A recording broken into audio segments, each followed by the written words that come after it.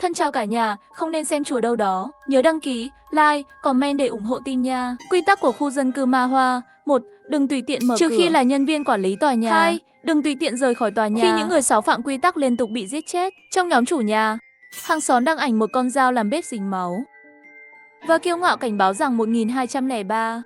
Tôi sẽ đi tìm cô ngay đây. Và 1203 là số nhà tôi. Tiếng máy móc đánh thức tôi lúc 7 giờ sáng. Chào mừng các người chơi, chúc mừng bạn đã tham gia phòng quy tắc khu dân cư. Lần này có 630 người chơi, trong đó có cả người già và trẻ em. Sơ sinh và 45 con đều có thể tham gia. Tìm được nơi khởi nguồn quy tắc. Hãy ghi nhớ thật kỹ các quy tắc sau đây đã được gửi đến điện thoại di động giúp cải thiện tỷ lệ sống sót cho bạn. Tôi mở tin nhắn. 1. Đừng tùy tiện mở cửa trừ khi là nhân viên quản lý tòa nhà. 2. Đừng tùy tiện rời khỏi nhà. 3. Đừng rất nguy hiểm. 4. Đừng có thai. Cái thang đang mang có thể không phải là người. Trời tối xin hãy nhắm mắt lại. 6. Xin hãy giữ im lặng. 7. Trời sáng, xin hãy ngày mưa là an toàn nhất. Quy tắc có hiệu lực ngay lập tức. Tôi tưởng đó là một trò đùa. Xóa tin nhắn đi ngay. Nhưng phát hiện căn bản không xóa được. Nhóm chat chủ sở hữu trong tòa nhà của chúng tôi nổ tung ngay lập tức. Mọi người trong nhóm chửi bới, ai độc ác như vậy? Đặt loa vào sáng sớm, còn không để cho người ta ngủ nữa. Đúng thế, hại tôi không ngủ được, tự nhiên thức dậy. Đánh giá quản lý. Lần sau phí thuê nhà không trả nữa. Có người đề cập đến việc nhận được tin nhắn quy tắc, nhưng những người khác trả lời. Bây giờ tin nhắn rác đều được gửi theo nhóm. Tin nhắn rác lần này rất dài. Ngay cả việc thiết lập các quy tắc cũng chắc chắn thế. Hơn ta là Tần Thủy Hoàng. Đưa tiền cho tôi làm được mấy cái mới lạ hơn nhiều. Đúng vậy, tôi đã suy diễn đến cuốn tiểu thuyết 20.000 từ. Quản lý đâu? Nhanh chóng kiểm tra nhé. Là một cái gì đó khủng khiếp như vậy, là người ta sợ chết khiếp thì sao? Đúng thế, chúng tôi một tháng trả nhiều phí tài sản như vậy, không phải cho không đâu nhé. Quản lý cùng tất cả mọi người, đây không phải là trò đùa, cũng không phải diễn tập. Quy tắc bí ẩn thật sự xâm chiếm. Tòa nhà đã bị chọn rồi, mọi người đều là người được chọn. Mọi người được chọn, tiếp theo hãy tận hưởng thật tốt nhé. Bệnh tâm thần, mọi người chửi thề. Không coi ra gì. Đặc biệt là những người đang vội đi làm và đi học. Vừa nhìn là biết nói dối rồi, tôi còn phải đi làm. Dao trên trời rơi xuống cũng không ngăn được. Đến muộn thì không có thưởng, tôi còn không dám xin nghỉ phép. Nếu không sẽ trừ tiền. Giọng nói yếu ớt từ tiếng máy móc vọng đến. Lý Minh Vĩ xáo phạm quy tắc thứ 2, giết ngay. Quy tắc thứ 2 là đừng tùy tiện rời khỏi nơi bạn sống. Ngay sau đó một loạt thông báo xóa sổ đã truyền đến. Đã xóa sổ kẻ xáo phạm quy tắc thứ 2, đã xóa sổ Trần Lệ Vĩ xáo phạm quy tắc thứ 2. Vài phút sau, cả tòa nhà yên tĩnh đến kỳ lạ. Nửa buổi trong nhóm mới có người nói: ai có thể cho tôi biết điều này rốt cuộc có thật không vậy? Đó là sự thật, bố tôi dắt chó ra ngoài đi dạo. Chuyện đã xảy ra ngay trước mắt tôi. Lẽ ra tôi nên ngăn ông ấy lại. Mẹ tôi ra ngoài đi mua thức ăn. Không ngờ, chồng tôi lại đi câu cá. Cửa vừa mở ra thì anh ấy đã không còn nữa. Tôi cứ tưởng đó chỉ là trò đùa. Cho đến khi bà tôi bị sát hại, tôi lén đi đến trước cửa. Nhìn ra từ mắt mèo, chỉ thấy cửa phòng đối diện nửa mở toang. Trên mặt đất có gì đó kỳ lạ. Tôi ngạc nhiên bịt miệng và lùi lại về ghế sofa. Bàn tay run rẩy ấn số gọi điện thoại cho Acer, nhưng phát hiện căn bản là không gọi ra ngoài được. Cả nhóm cũng xác nhận điều này. Điện thoại của mọi người đều không gọi được. Người duy nhất có thể liên lạc là người trong tòa nhà này. Có ai đó năm 1902, bạn còn sống không? Vẫn còn sống, cảm ơn mọi người đã quan tâm. Bỏ phân cho mèo bị chậm trễ một chút. Vẫn chưa ra ngoài. Video tôi đã xem rồi, thật kinh khủng quá. Đánh chết tôi cũng sẽ không ra ngoài nữa đâu. Mọi người nói với nhau, chú ý đến người già và trẻ em, đừng để họ ra ngoài. Đừng ồn ào, tuân thủ nghiêm ngặt các quy tắc. Hầu hết mọi người đều đã đáp ứng quy tắc, và có một số lấy khổ làm vui, gửi đến như thể gia đình bạn được bảo vệ. Trong nhóm, tôi cũng trói bố tôi lại rồi. Bố cứng đầu quá, cứ cố chấp nói chuyện này không có thật. Con tôi muốn ra ngoài đi chơi, bị tôi bịt miệng trói lại rồi. Ông tôi cũng bị trói lại rồi, nhưng hình như ông ấy đang mắng tôi. Mọi người xem này, một ông già đang bị trói vào ghế, bị nhét xị lao trong miệng. Cố chấp nhìn chằm chằm vào ống kính, cứ động đậy kêu lên em, có lẽ là đang mắng người. Cảnh này thật buồn cười, nhưng lại khiến người ta không cười được. Trong một thời gian, trong nhóm có một niềm vui kỳ lạ như vậy. Đột nhiên bịch một tiếng vật nặng rơi xuống đất trên lầu vang lên. Bà già hôi hám: bà muốn tôi chết có phải không? Cơm cũng không nấu được, chỉ biết khóc cả ngày. Thật xui xẻo, lại bắt đầu rồi. Tôi cau mày lo lắng. Cái nhà trên lầu luôn như vậy, ngày nào cũng ồn ào, không phải vợ chồng cãi nhau thì cũng là la mắng trẻ con. Tiếng khóc của hai mẹ con làm cho cả tòa nhà không chịu nổi nữa. Ban đầu mọi người cố ngăn lại, nhưng mỗi lần như vậy, người phụ nữ đó đều bảo vệ gã đàn ông người báo cảnh sát. Đây là việc nhà của chúng tôi, mấy người bớt quản lại. Thời gian lâu dần, mọi người cũng quen rồi, không còn quan tâm nữa. Nhưng hôm nay thì khác. Tiếng động trên lầu nhanh chóng dừng lại. Ngay sau đó, Âm thanh máy móc lại vang lên, 6 phạm quy tắc thứ 6. Quy tắc thứ 6. Xin hãy giữ yên lặng. Ngay sau đó là một tiếng hét vang lên. Ngay sau đó tiếng hét đã ngừng lại. Âm thanh cơ khí lại vang lên. Lý Phương vi phạm quy tắc điều thứ 6. Trương Vĩ và Lý Phương là cặp vợ chồng trên lầu. Họ đều xảy ra chuyện rồi. Có người trong nhóm đã tải lên một video. Trong video, lúc đầu là một người đàn ông nổi giận với người phụ nữ. Màn hình đột nhiên bị gián đoạn, sau đó là tiếng hét của phụ nữ vang lên, sau đó cũng đột ngột kết thúc. Chuyển đổi ống kính, để lộ khuôn mặt của một cô bé. Trên đó có vết bẩn dính lên. Cô bé ấy kinh hoàng nhìn vào máy ảnh, mở miệng vài cái, nhưng không phát ra âm thanh gì cả, rõ ràng là sợ hãi đến đứng hình. Video kết thúc rồi. Người tải lên video tiếp tục gửi tin nhắn, bố không còn nữa, mẹ cũng mất rồi. Người tiếp theo có phải là đến lượt con không? Cứu con với, trong nhóm im lặng. Mọi người đều biết rời khỏi nhà sẽ xảy ra chuyện. Tiếng ồn cũng sẽ xảy ra chuyện. Nếu muốn cứu cô bé thì phải rời khỏi nhà. Nhưng rời khỏi nhà kia nguy hiểm. Dường như rơi vào tình thế khó xử. Cô bé vẫn đang nhắn tin trong nhóm. Mọi người chỉ có thể an ủi cô bé ấy bằng lời nói, nhưng sau đó cô bé không bao giờ trả lời nữa. Tôi nhíu chặt lông mày, luôn cảm thấy có gì đó không ổn, nhưng lại không nói được là chỗ nào không đúng. Tôi chịu đựng không được.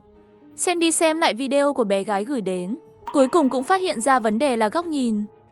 Video giống như có người đứng trước mặt hai vợ chồng quay, nhưng họ lại không hề nhận ra. Chiều cao đó rõ ràng là chiều cao của người lớn. Tôi do dự một chút, đã gửi một tin nhắn trong nhóm. Video này có 2 vấn đề. Vừa gửi đi, màn hình điện thoại đã hiện lên một cuộc gọi thoại. Sau khi kết nối tự động, âm thanh giống như hệ thống vang lên. Chị ơi, tọc mạch không phải là điều tốt đâu, đồng tử của tôi co lại. Vừa định nói gì đó, điện thoại đã bị cúp rồi. Lịch sử cuộc gọi cũng biến mất. Trong nhóm có người A còng tôi, hỏi ý tôi là gì. Tôi mơ hồ đối phó, không dám trả lời, nhưng cũng có người thông minh đoán được. Lưu Tiểu Hải 6 phạm quy tắc điều 6, xóa sổ. Thông báo này vừa được đưa ra, trong nhóm lập tức bùng nổ. Đáng đời, loại trẻ này đáng được dạy bảo từ lâu rồi. Lẽ ra nó phải bị quản lý từ lâu rồi. Bảo ứng không vui, quy tắc không xử lý anh ta. Sớm muộn gì chúng ta cũng sẽ bắt được hắn. Im đi, ai dám nói con trai tôi đáng chết. Tôi chém chết các người. Hóa ra là bố của Lưu Tiểu Hải, Lưu Đại Hải. Ông ta nói, một người ngay lập tức tức giận, không chém được thì là cháu trai. Lưu Tiểu Hải là một đứa trẻ nghịch ngợm nổi tiếng trong khu dân cư này. Có một lần, Hải đã trộm con chó của một cô bé. Cả nhà hắn đã ăn con chó đó. Cô gái nhỏ tức giận tìm họ đòi lý lẽ. Kết quả bị Lưu Đại Hải và gia đình mắng một trận. Lưu Tiểu Hải bị xóa sổ. Thật sự rất vui lòng người. Nhưng cả nhóm nhanh chóng không vui nổi nữa. Bị xóa sổ không chỉ có Lưu Tiểu Hải, ngoài ra còn có trẻ sơ sinh và vật nuôi vài tháng tuổi. Quy tắc này thật sự quá tàn nhẫn. Nửa tiếng nữa qua đi, Lưu Đại Hải gửi đến một bức ảnh trong nhóm. Là một con dao làm bếp và một bóng người nằm trên mặt đất. Lưu Đại Hải đắc ý ngời ngời nói quy tắc. Không nói là không được giết người. Ngay sau đó âm thanh máy móc lại bắt đầu vang lên. Chúc mừng Lưu Đại Hải. Mở khóa thành tích sát hại. Phần thưởng là có thể hồi sinh bất kỳ ai. Người được hồi sinh sẽ có quyền ra vào phòng tùy ý. Bên ngoài phần thưởng xóa sổ, được thêm một chủ nhân chỉ có chìa khóa người có thể tùy ý ra ngoài mở được tất cả các cửa. Đây rõ ràng là đang khuyến khích giết chóc.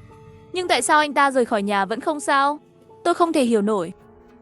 Mọi người đều lên án Lưu Đại Hải, nhưng ông ta không quan tâm. Kiêu căng nói với các chủ sở hữu rằng tôi có chìa khóa vạn năng. Muốn ra thì ra, muốn hại ai thì hại người đó. 107, tôi nhớ bạn rồi. 108, lát nữa sẽ tìm bạn ngay đây. 302 bạn cũng đợi đó cho tôi. 1203 đừng vội, đợi buổi tối tôi sẽ đi tìm bạn. Đừng vui mừng quá sớm. Sự kiêu ngạo của Lưu Đại Hải khiến mọi người tức giận. Nhưng mọi người bị mắc kẹt ở nhà, không thể làm gì với ông ta được cả. Sắc mặt tôi khó coi cùng cực, bởi vì tôi sống ở phòng 1203. Sau 20 phút qua đi, Lưu Đại Hải lại gửi ảnh trong nhóm. Hắn đứng trước một cái xác, thả dấu tay ia, với một nụ cười kỳ lạ trên khuôn mặt. 107 đã chết, 302 đến lượt bạn rồi. 302 súng lập tức quỳ xuống cầu xin tha thứ. Anh trai, làm ơn, xin anh đấy, tôi sai rồi. Tôi không nên nói những lời đó. Người tốt mà rộng lượng như anh, hãy bỏ qua cho tôi đi. Lưu Đại Hải không trả lời. 302 hoàn toàn sụp đổ, liên tục gửi tin nhắn cầu xin lòng thương xót trong nhóm. Có người có ý tưởng, nhanh chóng chặn cửa lại, dùng giường sofa, tủ đều chặn hết ở trước cửa, đừng để hắn vào nhà. Cô gái ở phòng 1203, cậu cũng phải nhanh chóng chuẩn bị để tự bảo vệ mình đi. Tôi và 302 cảm kích vô cùng, lập tức hành động ngay. Tôi chuyển đến tủ gỗ rắn để chặn cửa lại.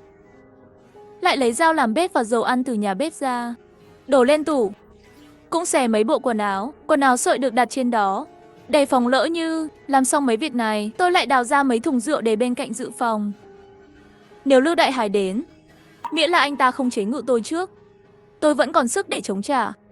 Thời gian trôi chậm chậm đi, thông báo xóa sổ vẫn tiếp tục, nhưng tần số đã giảm dần. Trong quá trình chờ đợi, tôi nấu đại một ít gì đó để ăn. Ngay lúc này, có tin nhắn từ 302 trong nhóm gửi đến, tôi bị thương rồi, rất nghiêm trọng cần đến bệnh viện. Ai có thể đưa tôi đi không? Hắn cầu xin nửa ngày không ai trả lời. Chỉ có thể tự tìm cách.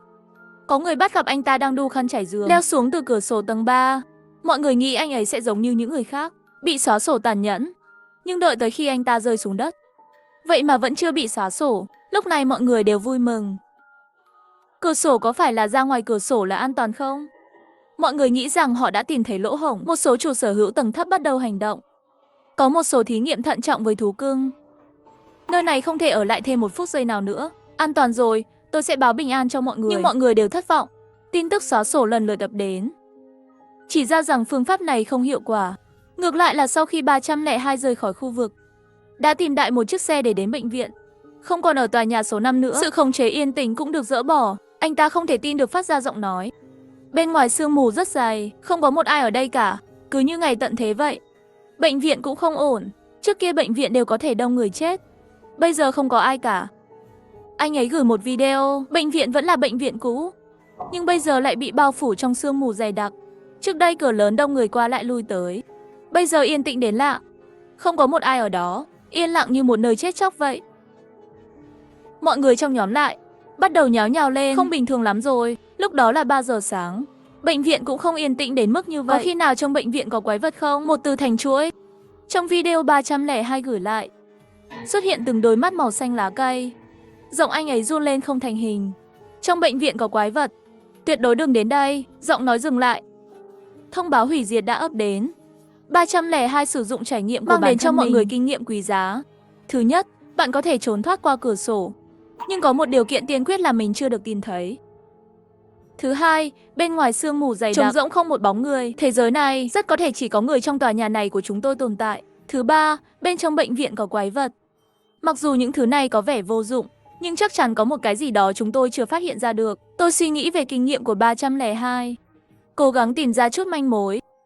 Mọi thứ đều có nguyên nhân, đều có kết quả. Tòa nhà này có quy tắc. Phải có lý do. Và dựa theo quy tắc, có thể suy ra một phần nguyên nhân ngược lại. Nhưng tôi đã đọc những quy tắc này, không tìm thấy nhiều logic và tương quan. Nếu bạn xem quy tắc như một con người, vậy thì quy tắc là một người ghét đi chơi, ghét tiếng ồn, sợ xã hội, thậm chí là ám ảnh cưỡng chế. Người có lịch trình rất thường xuyên. Đang suy nghĩ, bên kia cửa đột nhiên có tiếng gõ cửa vang lên. Quy tắc thứ nhất, đừng trừ khi là nhân viên quản lý tòa nhà. Tôi sửng sốt một chút, một ý nghĩ lóe lên trong đầu. Nhưng nhanh quá, tôi không thể bắt được suy nghĩ ấy. Tôi nhìn qua mắt mèo. Có một người đứng ngoài cửa, hắn cầm một con dao làm bếp trong tay, quần áo đầy vết bẩn. Hắn dường như nhận ra tôi đang nhìn hắn, mạnh mẽ dán mặt vào mắt mèo. Tôi sợ đến nỗi lùi lại một bước. Mở cửa đi, nếu không sẽ chết không đẹp đâu. Tất nhiên tôi sẽ không mở cửa. Lưu Đại Hải dùng chìa khóa vạn năng mở khóa. Hắn đẩy vài cái, cửa bị chặn bởi tủ và ghế sofa. Hắn tức giận bùng nổ, đưa tay qua khe cửa, lại đây đẩy tủ sau cửa. Việc đã đến nước này, tôi bình tĩnh lại, lấy cây kéo trên bàn trà, đâm vào tay anh ta.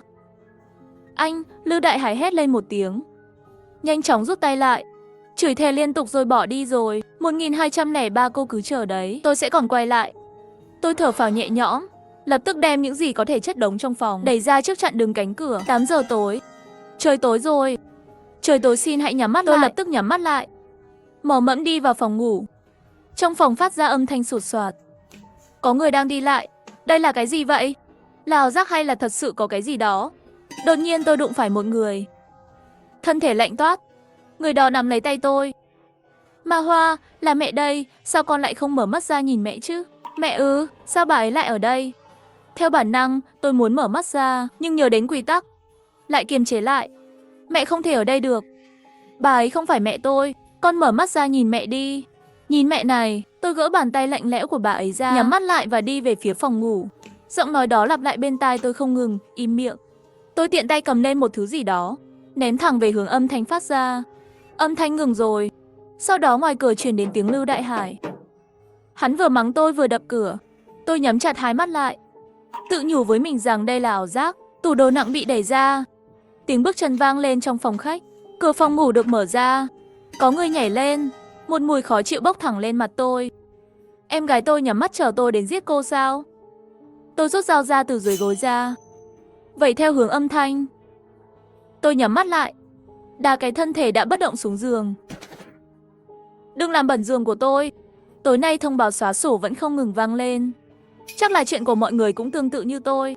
Những ảo giác này sử dụng những người thân thiết nhất với chúng ta, làm chúng ta phá vỡ quy tắc. Thủ đoạn này đơn giản là quá ác độc. 7 giờ sáng. Bình minh xin hãy mở mắt. Tôi mở mắt ra. Ngoài cửa sổ đã sáng trưng. Có người chưa kịp mở mắt đã bị xóa sổ rồi. Tôi hít một hơi thật sâu, định đi thu dọn thi thể của Lưu Đại Hải. Nhưng phòng ngủ lại rất sạch sẽ. Không có vết máu, cũng không có thi thể. Chỉ có một con dao làm bếp lặng lẽ nằm trên giường. Quả nhiên mọi thứ hôm qua đều là ảo giác. Lúc này, có người trong nhóm hỏi mọi người còn sống không? Trong nhóm lần lượt trả lời, còn sống. Còn sống cộng 1. Lưu Đại Hải lại xuất hiện. Hắn ta vừa xuất hiện, trong nhóm liền yên tĩnh lại. Hắn ta gửi một bức ảnh, là cô bé trên lầu của tôi. Bé gái ngã xuống sàn nhà, đôi mắt mở to trừng trừng, nhìn chằm chằm thẳng vào máy ảnh. 1203 tôi sẽ đi tìm cô đây. Tôi dựng hết cả tóc gáy, không biết là vì ánh mắt của cô bé, hay là vì sự kiên trì của Lưu Đại Hải. Tôi nhanh chóng đóng tất cả các cửa sổ trong phòng lại. Khi đang đóng cửa sổ cuối cùng, Lưu Đại Hải buộc dây thừng trên người, nhảy xuống bên ngoài máy điều hòa không khí của nhà tôi. Hắn ta nở một nụ cười tê tét với tôi, giơ búa lên và gõ mạnh vào cửa kính nhà tôi. Tôi giật mình lùi lại, cố gắng che miệng, sợ bản thân mình sẽ hét lên. Mặc dù kính cửa sổ nhà tôi đều được làm cường lực cả, không dễ bị phá hỏng như vậy, nhưng tôi vẫn sợ hãi vô cùng. Không thể hét lên, cũng không thể ra ngoài, sẽ kích hoạt quy tắc. Tôi phải làm gì đây? Tôi rơi vào tuyệt vọng. Mỗi lần gõ cửa của Lưu Đại Hải, tất cả đều rơi chính xác vào cùng một vị trí. Vết nứt trên kính cường lực chắc chắn đã xuất hiện. Hắn ta hưng phấn hét lên một tiếng, dùng sức gõ càng mạnh hơn. Nhanh lên, nghĩ cách nào đi. Bộ não của tôi hoạt động rất nhanh. Ánh mắt tôi nhìn theo bóng dáng của Lưu Đại Hải, rơi vào trên sợi dây phía sau hắn. Nếu tôi có thể làm đứt sợi dây thì sao? Nói làm là làm. Tôi nhanh chóng dùng cây lau nhà làm thành một cây đúc đơn giản. Trong một tiếng, kính bị đập vỡ ra một lỗ rồi. Nụ cười của Lưu Đại Hải càng trở nên dữ tợn hơn. Hắn ta tiếp tục gõ dọc theo vết nứt. Tôi thắp đuốc lên, chọc về phía hắn ta qua lỗ trên cửa kính. Lưu Đại Hải nghiêng mình né tránh, nhưng không gian quá nhỏ. Hắn ta mất thăng bằng, thân thể rơi xuống. Dây thừng lập tức căng ra. Hắn ta bị treo lơ lửng giữa tầng 11 và 12. Con khốn này, cô làm gì đấy hả? Lưu Đại Hải giận dữ hét lên với tôi. Cho ông đây lên được rồi. Tôi chắc chắn sẽ cho cô chết thật thê thảm. Tôi không nói lời nào, tập trung đốt dây thừng. Nhưng sợi dây này rất khó bị đốt cháy. Lưu Đại Hải cười lạnh nói, đây là dây làm việc trên không chuyên nghiệp. Cô không đốt được đâu. Ha ha ha, tôi đã ngừng lại những nỗ lực vô ích. Cầm lấy dao làm bếp bắt đầu cắt dây thừng. Cô đang làm gì vậy? Giọng nói của Lưu Đại Hải tràn đầy sợ hãi. Hắn đấu tranh lắc qua lại, dây thừng cũng lắc theo. Dừng tay, tôi như điếc tai không nghe. Tập trung cắt đứt dây thừng. Lưu Đại Hải tuyệt vọng ném búa về phía tôi, nhưng không có nơi nào để mượn sức giữa không trung. Cái búa rơi xuống đất. Hắn lập tức thay đổi bộ mặt, bắt đầu cầu xin tôi. Nhưng bất kể hắn ta có nói gì, tôi đều không quan tâm. Cuối cùng sợi dây đã bị cắt đứt. Lưu Đại Hải rơi xuống dưới. Chúc mừng Ma Hoa đã giết được Lưu Đại Hải, nhận được chìa khóa vạn năng của Lưu Đại Hải, cộng thêm quyền rời khỏi phòng, hồi sinh bất kỳ nhân viên nào một không lần, còn bị giới hạn bởi quy tắc. Một chiếc chìa khóa từ đâu lại xuất hiện trong túi tôi. Lưu Đại Hải đã chết rồi, nhưng tôi không vui chút nào cả. Tâm trạng ngược lại ngày càng nặng nề hơn. Quy tắc này là khuyến khích giết người. Chỉ cần bất cứ ai giết chết được tôi, thì người đó có thể nhận được những gì tôi có bây giờ, hồi sinh bất cứ ai. Sự cám dỗ này thực sự quá lớn. Trong nhóm WeChat lại điên cuồng hiện lên dòng tin nhắn trên màn hình, hầu hết là A còng tên tôi, cầu xin tôi hồi sinh cho người thân của họ. Cô gái, làm ơn hãy hồi sinh cha của tôi đi. Cầu xin cô hãy hồi sinh ông của tôi đi. Tôi chỉ có một người thân này thôi, em gái này. Cầu xin cô hãy hồi sinh con tôi. Nó mới chỉ 6 tháng tuổi. Tin nhắn hiện lên dày đặc. Tôi chỉ thấy da đầu mình tê dại. Đúng lúc này lại có tin nhắn riêng của 302 tôi đã biết cách ra khỏi phòng đó rồi. Chỉ cần có dây thừng là có thể từ cửa sổ xuống nhà bạn. Hồi sinh gia đình tôi sẽ không đi tìm cô nữa. Mặt tôi thay đổi. Tôi làm sao mà chắc chắn nếu tôi hồi sinh người nhà anh sẽ không làm hại tôi chứ? Tôi là người bảo các cô lấy đồ chặn cửa lại. Tin tôi đi, Tôi không có ác ý với cô, nếu không cũng sẽ không nhắc nhở cô rồi. Cuối cùng tôi vẫn đồng ý với anh ta. Anh ấy gửi cho tôi ảnh và tên của mẹ anh ấy.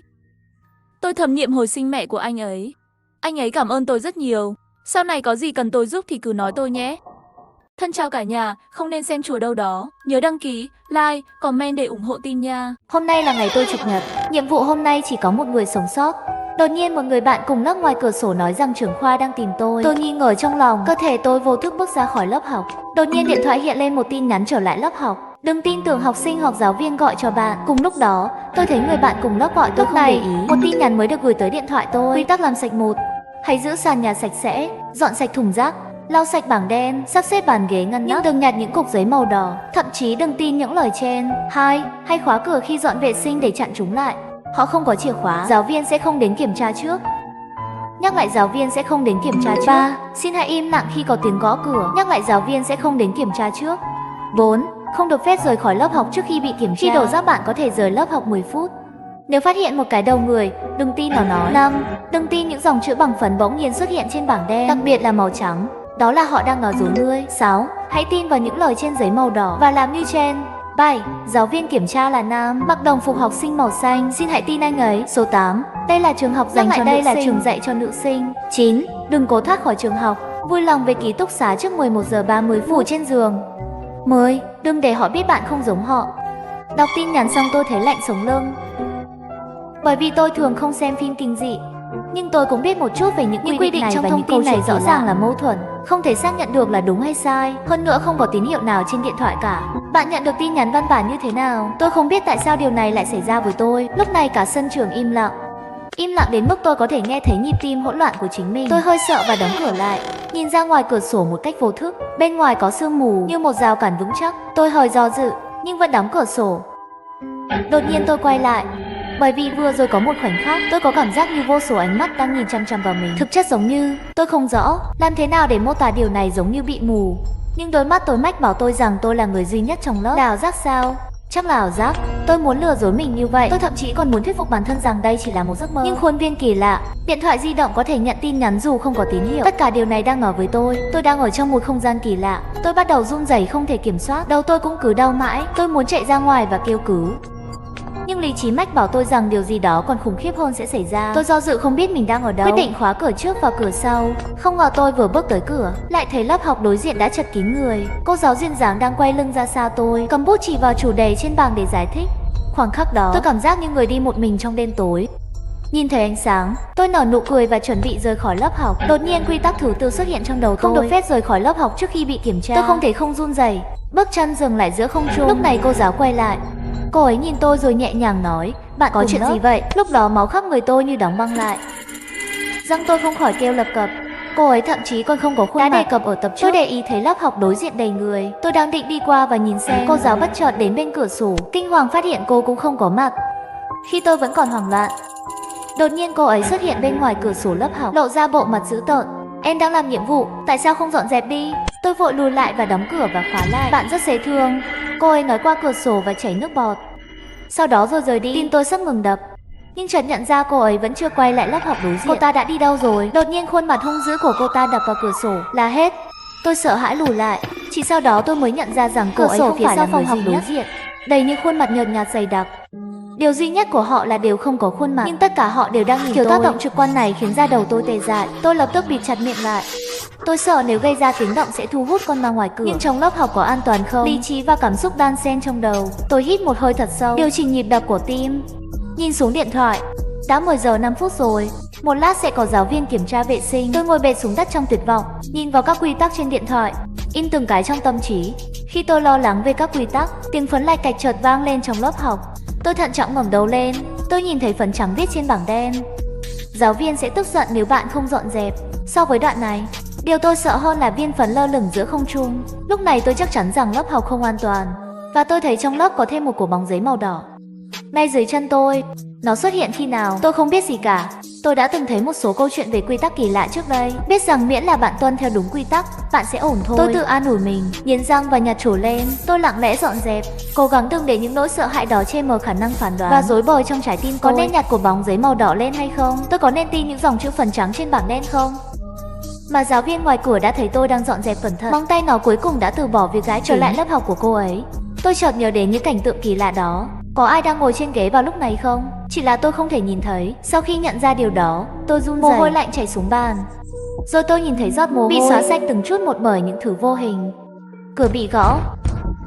Tôi ngước lên và thấy cô hiệu trưởng đang đứng ở cửa. Dọn dẹp đi, tại sao bạn lại khóa cửa? Tôi lấy điện thoại ra và kiểm tra thời gian. 10 giờ 15 phút. Giáo viên sẽ không đến kiểm tra trước. Quy tắc này đã được lặp đi lặp lại nhiều lần. Tôi vô thức nhìn sang lớp đối diện. Không có ai ở đó. Dường như mọi thứ vừa rồi chỉ là ảo giác. Được rồi, đã quá muộn rồi. Đừng dọn dẹp nữa, hãy quay trở lại ký túc xá của bạn và nghỉ ngơi. Trong tai có vô số thứ nhỏ bé và giọng nói quyến rũ. Mở cửa và ra khỏi đây.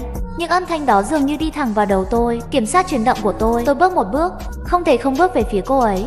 Khoảnh khắc tôi chạm vào ổ khóa, đột nhiên tôi phản ứng lại. Trường có giáo viên này không? Nếu bạn vô tình lạc vào thế giới này, bạn có thể sống sót ra ngoài không?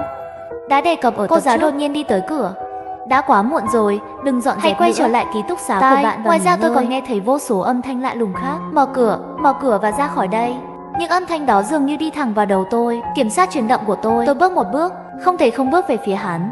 May mắn thay, khoảnh khắc tôi chạm vào tay nắm cửa. Cô bé dễ thương này thực sự có thể mê hoặc mọi người, chỉ một ít thôi. Tôi ngước nhìn cô giáo ngoài cửa.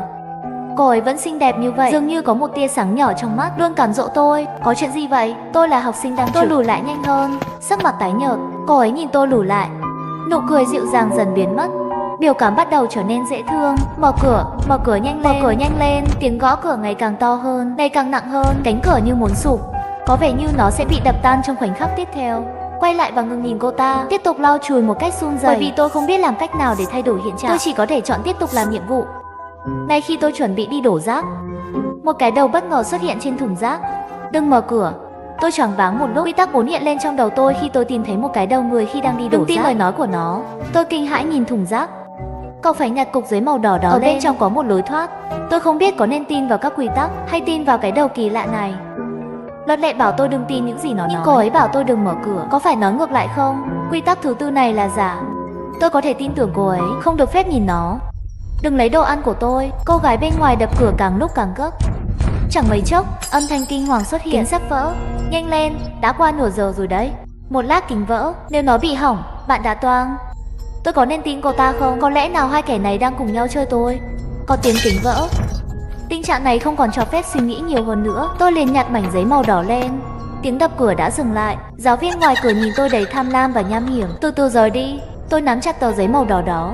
Không biết tại sao anh ấy lại cười nhạo tôi vì sáu phạm nội hay là anh ta cố tình giấu tôi. Tay tôi run, bắt đầu phân loại diện mạo của những con quái vật này. Lần đầu tiên tôi bước ra khỏi lớp bằng một chân. Lần thứ hai tôi không dọn dẹp cũng không khóa cửa. Lần thứ ba tôi không nhặt tờ giấy đỏ. Điều đó có nghĩa là tôi đã phá vỡ các quy tắc rồi sao? Tuy nhiên, đúng là cứ mỗi lần sáu phạm là quái vật lại xuất hiện. Khi tôi nhặt tờ giấy màu đỏ lên thì con quái vật đã biến mất. Có nghĩa là không nên nhặt tờ giấy màu đỏ không? Cậu còn đang do dự điều gì? Nhanh chóng mở của bóng giấy màu đỏ ra đi. Tôi liếc nhìn cô ta. Cô ấy trông khá dễ thương, có vẻ như vô hại. Tôi từ từ mở cuộn giấy ra. Trên đó có một câu: thoát khỏi lớp sau khi đổ rác. Không cần đợi giáo viên kiểm tra. Trên đó viết gì vậy? Tôi không trả lời cô ta. Anh lại vo tờ giấy lại thành của bóng rồi ném vào thùng rác. Tôi đã bảo giữ im lặng nhưng tôi không bảo bạn đừng nói. Ngươi đang cố giết ta à? Tôi vẫn chưa nhận lỗi. Thật ngu ngốc khi tin tưởng một cái đầu ở một nơi như thế này. Nhưng bây giờ thực sự đã đến lúc phải vứt xác. Đâu người có bị coi là rác rưởi không? Và ở bên ngoài có an toàn không? Tôi đã nhìn ra ngoài cửa sổ. Hành lang vắng lặng và vắng lặng. Nhưng con quái vật đó dường như đã biến mất. Nếu bạn vô tình lạc vào thế giới này, bạn có thể sống sót ra ngoài không? Tập trước có nói, tôi phát hiện ra là không nên nhặt tờ giấy màu đỏ. Quy tắc này là giả. Trên đó viết gì vậy?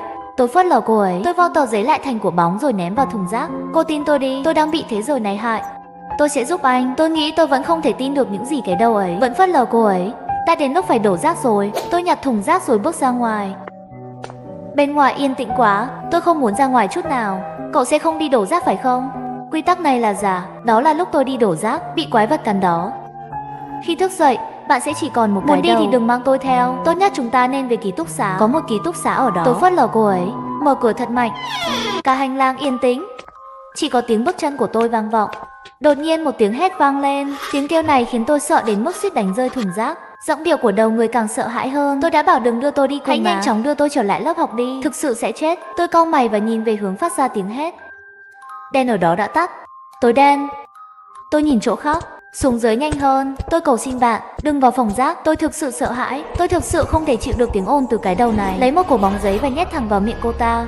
Tôi quay lại và thấy một người đang đứng trước mặt tôi. Hãy nhìn kỹ hơn, hóa ra là cô giáo ở lớp đối diện tôi. Lúc này tôi chỉ cách mặt anh chưa đầy nửa mét. Trái tim tôi đập nhanh. Bạn muốn đi đâu? Thầy ơi, em cần đi đổ rác. Khoảnh khắc lên tiếng, tôi và cái đầu đều sững sờ. Có lẽ cô ấy không mong đợi tôi sẽ nói chuyện, và tôi không ngờ rằng giọng nói của mình lại giống giọng con trai. Đợi đã, có thể nào tôi là con trai không? Vậy tại sao trước đây bạn lại nghĩ mình là con gái? Lý do vì sao luật lệ bảo tôi phải im lặng? Có lẽ nó ngăn cản tôi khám phá giới tính của mình. Cô ơi, cô đang cản trở em dọn phải không? Tất nhiên tôi không phải là học sinh đang trực nhật. Tôi phớt lờ cô ta và đi thẳng xuống tầng dưới. Cảnh tượng phía sau tôi như một cái bóng nhưng đã không theo dõi. Tôi thở hổn hển. Tôi cá là đúng. Quả nhiên, các quy tắc sẽ hạn chế cả hai bên. Từ quan điểm này, nó không vô vọng. Tôi có thể tồn tại với những quy tắc này. Nghĩ đến đây, tôi tăng tốc. Kiểm tra vệ sinh lúc 10 giờ 30 phút. Vẫn còn 9 phút để kiểm tra. Thời gian đổ rác là 10 phút. Tôi đã mất 3 phút rồi. Tôi phải đến phòng rác trong 7 phút nữa. Và quyết định không đổ rác. Có nên tin vào phán đoán của cái đầu này không? Ôi anh giỏi quá. Tôi chỉ sợ chết khiếp. Cô làm cái quái gì vậy? Đầu người không trả lời lời tôi. Chỉ cần thận trọng để đến được sảnh. Đừng dừng lại. Tôi gật đầu. Nhìn về phía bậc thang dẫn lên sảnh tầng 1. Bước xuống thì không thể quay trở lại nữa. Bạn đã gặp bao nhiêu người ở đây? 108 người. Có bao nhiêu người trốn thoát? Nó sững sờ một lúc, thể hiện vẻ mặt buồn bã, không trả lời tôi. Tôi kiên quyết bước xuống những bậc thang. Hành lang tầng 1 tối om. Tôi đã không dừng lại, bước đi từng bước. Tại thời điểm này, tôi như bị nhốt trong hộp đen.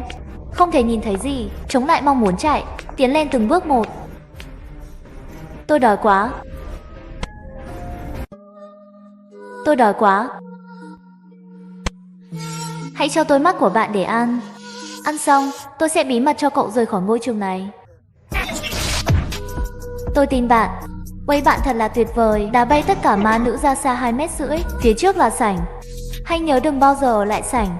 Tôi gật đầu và tiếp tục đi về phía trước. Trong hành lang tối, tiếng cười thỉnh thoảng vang lên thật đáng sợ. Tôi đè nén nỗi sợ hãi trong lòng, bước nhanh tới cửa. Làm tôi sợ chết. Chúng ta về ký túc xá nhanh thôi. Cho đến ban ngày là có thể trốn thoát. Bạn sẽ không tới phòng rác phải không? Mày muốn ném tao ra ngoài? Tôi phớt lờ cô ấy, chạy nhanh đến phòng rác. Làm ơn đừng bỏ rơi tôi, được không? Tôi luôn giúp đỡ bạn. Cậu không thể qua cầu rút ván được. Bạn đang giúp tôi à? Hay bạn cũng tuân theo nội quy của tòa nhà đó? Cứ ở trong thùng rác đi. Đang muốn lừa tôi xáo phạm các quy tắc. Mắt cô ta mở rộng, biểu cảm trở nên dễ thương. Tôi đã không ngần ngại, trực tiếp ném cô ta vào thùng rác. Tiếng gầm bất đắc dĩ của cô ta phát ra từ bên trong. Cô ấy rất thông minh, luôn giả vờ vô hại. Thậm chí còn nói với tôi rất nhiều thông tin, nhưng cũng liên tục lừa dối tôi về việc xáo phạm. Nếu tâm trạng tôi tệ hơn, tôi đoán là tôi đã bị lừa. Tôi đoán ra được lý do tại sao không nên làm sai các quy tắc. Cô ấy sợ tôi sẽ ném cô ấy ra ngoài như rác. Cô ấy chắc chắn sẽ bị hạn chế vào phòng rác. Những lời trên tờ giấy màu đó chắc là đáng tin cậy. Tôi sẽ không quay lại lớp học, cũng không thể về ký túc xá. Cái đầu đó thật nham hiểm và xảo quyệt, chắc chắn có âm mưu nào đó. Tôi nhìn vào điện thoại của tôi. Đã 10 giờ 28 phút rồi. Chỉ còn 2 phút nữa là giáo viên kiểm tra. Không thể quay lại lớp học ở ký túc xá. Còn có thể đi đâu nữa? Đừng cho tôi biết giới tính của mình là gì. Quy tắc 7 xuất hiện trong tâm trí. Giáo viên kiểm tra là nam, mặc đồng phục học sinh màu xanh. Xin hãy tin anh ấy. Tôi nghĩ đây không phải trường nữ sinh. Đó là lý do tại sao không cho tôi biết giới tính của mình. Có lẽ đây là chìa khóa để tôi trốn thoát. Nghĩ đến đây tôi quyết định đánh cược. Trực tiếp gặp bảo vệ trường học. Khi tôi đến văn phòng thì không thấy một ai. Tôi nhìn vào điện thoại và đã 10 giờ 29 phút. Cần nhanh chóng tìm được người gác cổng của trường. Nhưng ngôi nhà này chỉ lớn như vậy thôi, hoàn toàn không thể che giấu được người. Điện thoại bắt đầu rung. Bây giờ là 10 giờ 30. Đã đến lúc giáo viên kiểm tra. Đột nhiên có một bàn tay đặt lên vai tôi từ phía sau. Tôi quay lại. Tôi thấy một ông già đang hút thuốc, mặc đồng phục học sinh màu xanh. Chàng trai có tốt không? Bạn có thể nhìn thấy tôi còn sống không? Trong 10 năm qua, kể cả bạn, tôi đã gặp 18 sinh viên. Mời vào. Tôi đứng ở cửa, do dự không biết có nên vào hay không. Đột nhiên có một tiếng gầm lớn ở phía xa. Cô giáo ma và đầu người đang bay về phía tôi. Nó nhằm vào tôi. Tôi quyết định nhanh chóng và ngay lập tức bước vào phòng. Giây tiếp theo đèn tắt. Tôi đã bị sốc. Hết rồi, không còn nơi nào để chạy nữa. Một lúc sau đèn lại sáng. Sau đó có tiếng đập cửa nặng nề. Tôi lùi lại 2 bước, nhìn người gác cổng. Đi ngủ đi, bình minh tôi sẽ đưa bạn ra ngoài. Tại sao vừa rồi ông lại tắt đèn? Muốn sống phải tuân theo quy luật. Ông ở đây bao lâu rồi? Tôi sẽ kể cho bạn nghe khi tôi gặp lại nhau trong tương lai. Thực sự thì cậu rất phù hợp ở đây. Nói xong ông ấy bỏ đi. Tôi nhìn người bảo vệ trường có chút bối rối. Ông ấy rõ ràng là người. Tại sao bạn lại nói những điều vô nghĩa? Ông bảo vệ vừa tắt đèn đã làm tôi sợ gần chết. Có vẻ ông ấy dường như đang bảo vệ tôi, nhưng tôi cũng không thể tin ông ấy. Tôi không thể tin ai ở đây. Sáng hôm sau, tôi vẫn đang ngủ thì có ai đó đánh thức. Đã đến lúc ra khỏi trường. Tôi đã lắng nghe anh ấy. Một số người không thể tin vào tai mình. Nhanh lên, sắp hết thời gian rồi. Tôi gật đầu đáp lại. Khoảnh khắc nhìn thấy cánh cổng, tôi cảm thấy phấn khích. Cuối cùng cũng thoát được. Người gác cờ nhìn tôi ngạc nhiên. Tất cả chỉ là rác thải. Một người khác thực sự đã bỏ chạy. Đến và đăng ký đi. Nói xong, ném sổ đăng ký cho tôi. Tôi thấy trên đó chỉ có thông tin của 5 người thôi. Đăng ký lớp học, thời gian đi chơi, tên của một người trong số họ bị chặn bằng mực đỏ. Không thể nhìn rõ bất cứ điều gì. Tôi vui vẻ ghi lại lớp học và giờ khởi hành. Nhưng khi viết tên tôi đã ngừng viết. Tại sao bạn không viết tên? Tôi phớt lờ anh ấy. Tôi chỉ cảm thấy có gì đó không ổn. Tôi ngước nhìn người gác cửa và nói, tôi là ai? Làm sao tôi biết bạn là ai? Hãy viết nhanh lên. Nói xong trông anh ta có vẻ dữ tợn. Ngay cả bầu trời cũng trở về bóng tối. Lúc này, những con quỷ đó lại xuất hiện. Họ nhìn tôi thèm thuồng bên cạnh người bảo vệ trường. Mắt tôi có hy vọng. Có bảo vệ, có giáo viên và nhân viên bảo vệ, nhưng không có tên. Quy tắc cuối cùng không để họ phát hiện ra. Cậu không thuộc về họ. Ban đầu tôi nghĩ quy tắc này là vô ích, nhưng tôi đã không nhận ra điều đó cho đến khi nhìn thấy sổ đăng ký. Họ đã biết tôi không thuộc về họ. Nhưng làm sao mới phát hiện ra đây? Chẳng phải nó đã bị phát hiện ngay lúc tôi đăng ký tên của mình sao? Không ai trong số họ có chỉ tên. Có danh tính. Thế thì tôi làm nhiệm vụ. Đây thực sự không chỉ là một quy tắc, đó cũng là một tin nhắn. Tôi viết tên mình không ngần ngại. Sinh viên trực nhật. Sự có mặt của bảo vệ trường học là nơi đáng sợ nhất. Anh ấy đã làm tôi thoải mái, khiến tôi nghĩ mọi thứ thực sự sắp kết thúc. Thử hỏi một người muốn trốn thoát khỏi đến mức nào? Làm sao tôi có thể nghĩ nhiều như vậy? Có lẽ tôi sẽ điền vào mẫu đơn và bỏ trốn ngay lập tức. Tôi không biết ngay lúc tôi điền tên mình, tôi không thể chạy ra ngoài được nữa. Tôi đưa sổ đăng ký cho người gác cửa. Người bảo vệ nhìn tôi chằm chằm một lúc lâu. Cuối cùng ông ta miễn cưỡng mở cửa. Chúc bạn may mắn. Giọng của người gác cổng đầy nụ cười. Tôi gật đầu và bước ra ngoài một cách chắc chắn. Ngay khi tôi bước ra khỏi cổng trường, một lỗ sâu không gian xuất hiện. Tôi chưa kịp phản ứng thì đã bị hút vào. Chờ tỉnh dậy, phát hiện tôi đã ở nhà rồi. Đại chùy ăn cơm thôi. Mẹ đã làm món súp gà yêu thích của con. Ha ha ha, khoảnh khắc này tôi thực sự bỏ trốn. 3 năm sau, tôi tưởng mọi thứ đã trở lại bình thường. Nhưng không ngờ khi kỳ nghỉ đông 3 năm sau, chị cùng trường và tôi cùng nhau ngồi tàu hỏa trở về nhà, lại gặp phải quy tắc kỳ lạ. Hôm nay vừa nghỉ đông, quê tôi và chị học cùng trường ở cùng thành phố. Mỗi lần nghỉ lễ đều cùng nhau bắt xe về nhà. Đang đợi xe ở sân ga, đột nhiên nhận được một tin nhắn bí ẩn. Chào mừng lên chuyến tàu K422. Xin vui lòng tự giác tuân thủ các quy định sau. Chuyến tàu đầu tiên là chuyến tàu tốc hành, sẽ không dừng lại giữa chừng. Cho dù xảy ra tình huống gì, mong quý khách tuyệt đối không được xuống tàu. Chuyến tàu thứ 2 cấm hút thuốc trong suốt hành trình. Nếu bạn gặp hành khách hút thuốc, vui lòng rời đi nhanh và thông báo cho tiếp viên tàu hỏa kịp thời. Điều 3 để đảm bảo an toàn cá nhân của bạn. Mong quý vị dựa theo số hàng ghế đã được chỉ định trên vé tàu, đối chiếu số để vào chỗ ngồi. Nghiêm cấm tự ý thay đổi chỗ ngồi. Điều 4 trong trường hợp có bất kỳ trường hợp khẩn cấp nào, vui lòng nhanh chóng đến nhà vệ sinh gần bạn nhất. Gọi tiếp viên tàu bằng điện thoại không dây. Chú ý khi đèn báo trong nhà vệ sinh, khi nhấp nháy từ màu xanh lá cây sang màu đỏ, vui lòng rời đi. Điều 5, tiếp viên tàu hỏa đều mặc đồng phục màu xanh. Nếu bạn gặp phải tiếp viên tàu mặc đồng phục màu khác, tuyệt đối không được nói bất cứ ngôn ngữ nào với nó và không được tiếp xúc gần, vui lòng rời đi nhanh. Tôi nhìn tin nhắn nhớ lại sự kiện kỳ quái quy tắc từng trải từ 3 năm trước. Chết tiệt, tôi sẽ không đến nữa đâu. Chị ơi, chị có nhận được tin nhắn không? Đã nhận được rồi, chắc là tin nhắn rác. Không cần để ý, tôi không nghĩ nó đơn giản như vậy. 3 năm trước tôi đã tự mình trải qua một lần. Chuyến này chắc không đến muộn chứ. Tôi sắp chết cóng rồi. Chị gái vừa khiếu nại xong, một đoàn tàu màu đỏ từ từ chạy vào sân ga. Không một hành khách nào xuống ở trạm này. Chỉ có một vài hành khách lẻ tẻ đang đi về phía tàu. Tiếp viên tàu mặc đồng phục màu xanh đứng trước cửa xe. Anh ấy đội mũ vành, cúi đầu xuống, mặt trắng bệch, biểu cảm cứng nhắc. Liên tưởng đến tin nhắn trước đó, trong lòng tôi có một cảm giác kỳ lạ không thể tả nổi. Nhưng chị gái đã xách hành lý vào tàu rồi. Tôi đành phải nhanh chóng theo lên tàu. Tự an ủi mình chắc là suy nghĩ quá nhiều. Lối đi của khoang tàu đã tắt đèn rồi, chỉ còn lại một chiếc bàn nhỏ có đèn mờ sáng bên dưới. Chị học và tôi tìm được giường thích hợp, nhưng phát hiện chỗ của tôi là một người đàn ông to béo đang nằm rồi. Tôi nhớ quy tắc số 3 trong tin nhắn, phải ngồi đúng số, nghiêm cấm tự ý thay đổi chỗ.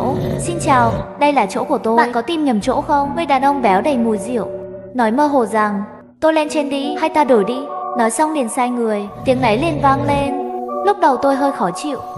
Chị gái giận dữ nói đi, chúng ta đi tìm tiếp viên tàu.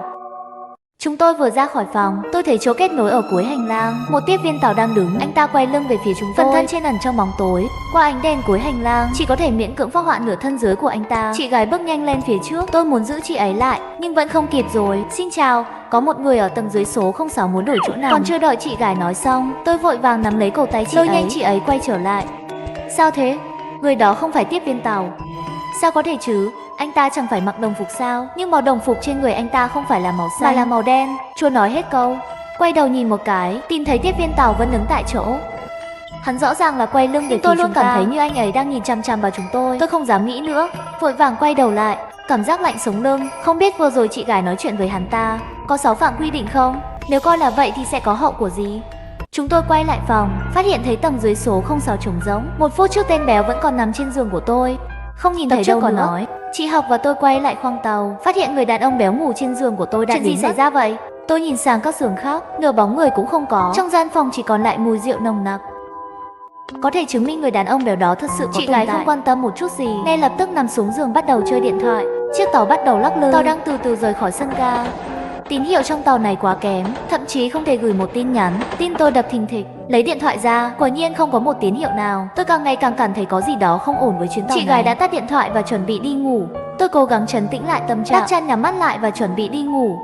Sau khi tâm trạng đã thư giãn, sự mệt mỏi nhanh chóng đưa ý thức của tôi vào vực sâu. Bùa lớn tỉnh lại đi. Không biết đã ngủ bao lâu rồi. Tôi mơ hồ mở mắt, nhìn thấy chị gái đứng trước mặt tôi với khuôn mặt đáng sợ. Bùa lớn, cậu có nghe thấy tiếng đó không? Âm thanh gì? Có người đang nói chuyện. Có rất nhiều người xung quanh tôi. Chị gái mở to mắt, cả người giống như sợ hãi đến cực điểm. Tôi rõ ràng không nghe thấy gì cả.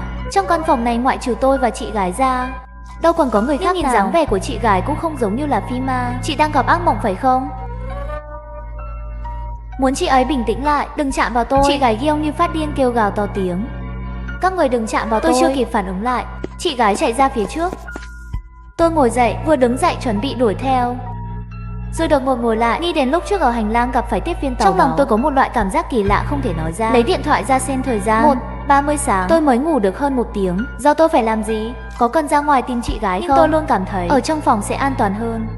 Nhưng nếu để mặc chị ấy, chị gái có thể gặp chuyện không hay gì không? Lúc này điện thoại của tôi đột nhiên đổ chuông. Hóa ra là điện thoại của chị gái gọi đến. Sao điện thoại đột nhiên lại có tín hiệu? Tôi vội vàng nhấc điện thoại lên như tín hiệu không tốt. Chỉ nghe thấy bên kia truyền đến âm thanh một lúc. Bọn chúng sắp đến. Chị gái nói cái gì vậy? Chị đang ở đâu? Tôi không nghe rõ.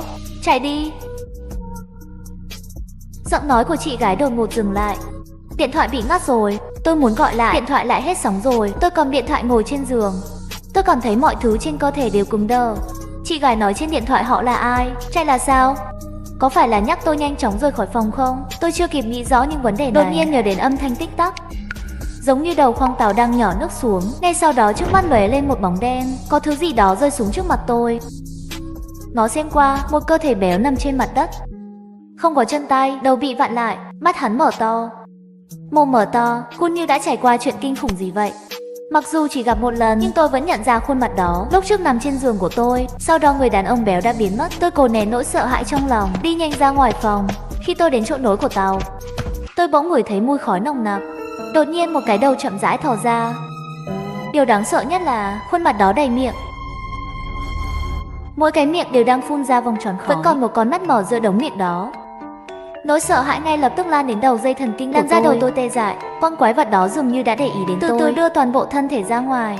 Tập trước nói, sau cánh cửa đột nhiên xuất hiện một con quái vật. Hắn chỉ có một cái thân xác trơ trụi, có mấy cánh tay, mỗi tay cầm một điếu thuốc, thỉnh thoảng nhét vào trong những miệng đó, nhả ra khói nghẹt thở liên tục như một cây khói.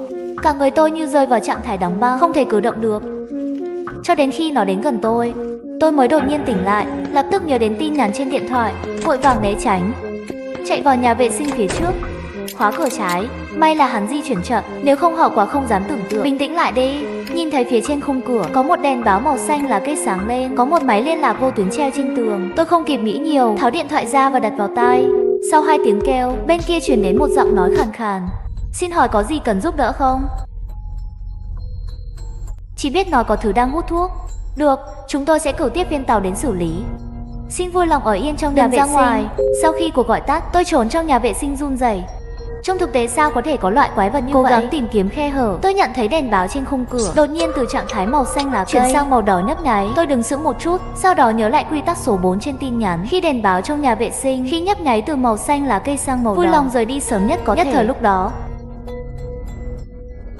Nhưng nếu tiếp tục ở trong nhà vệ sinh, có 6 phạm quy định không? Khi trái tim tôi vô cùng rối ren, chỉ là đèn bỗng nhiên tắt. Cửa nhà vệ sinh đột nhiên mở ra. Một tiếp viên tàu mặc đồng phục màu xanh đứng ở cửa. Xin chào, hành khách hút thuốc đã được đưa đến phòng cảnh sát để giáo dục phê bình. Bạn có thể đi ra. Tôi sợ hãi bước ra khỏi nhà vệ sinh. Đúng như tiếp viên tàu nói, lối đi bên ngoài trống rỗng. Không còn bóng dáng của con quái vật đó. Xin lỗi vì đã mang đến cho bạn trải nghiệm đi xe tồi tệ. Chúng tôi sẽ tiếp tục tăng cường giám sát. Nhưng chuyện gì đang xảy ra vậy? Con quái vật đó là cái quái gì vậy? Và tin nhắn tôi nhận được trước khi lên xe, chính xác thì những quy định đó có nghĩa là gì? Tôi hỏi tiếp viên tàu liên tiếp. Tất cả đã được giải đáp, nhưng tiếp viên tàu chỉ nhìn chăm chăm vào tôi, trả lời thành thực với tôi, vì sự an toàn của cậu, xin vui lòng tự giác tuân thủ quy tắc đi tàu. Nói xong tiếp viên hàng không liền quay người chuẩn bị rời đi. Tôi nhớ người đàn ông béo trong phòng, lại nhanh chóng gọi tiếp viên hàng không lại, kể lại cho anh ấy nghe tình hình trong phòng. Đừng lo, tôi sẽ xử lý. Tiếp viên hàng không đưa tôi đến trước mặt người đàn ông béo, bật đèn pin lên, chỉ là chụp ảnh xác người đàn ông béo, hắn từ từ biến mất, chỉ để lại một vệt dấu tích trên mặt. Rất xin lỗi, chỗ nằm của cậu đã bị bẩn rồi, tạm thời không sử dụng được, xin vui lòng đợi một chút, chúng tôi nhanh tay dọn dẹp cho bạn. Vậy bạn có thể giúp tôi đổi giường khác không? Xin lỗi, giờ xe đã đầy, xin hãy kiên nhẫn chờ đợi.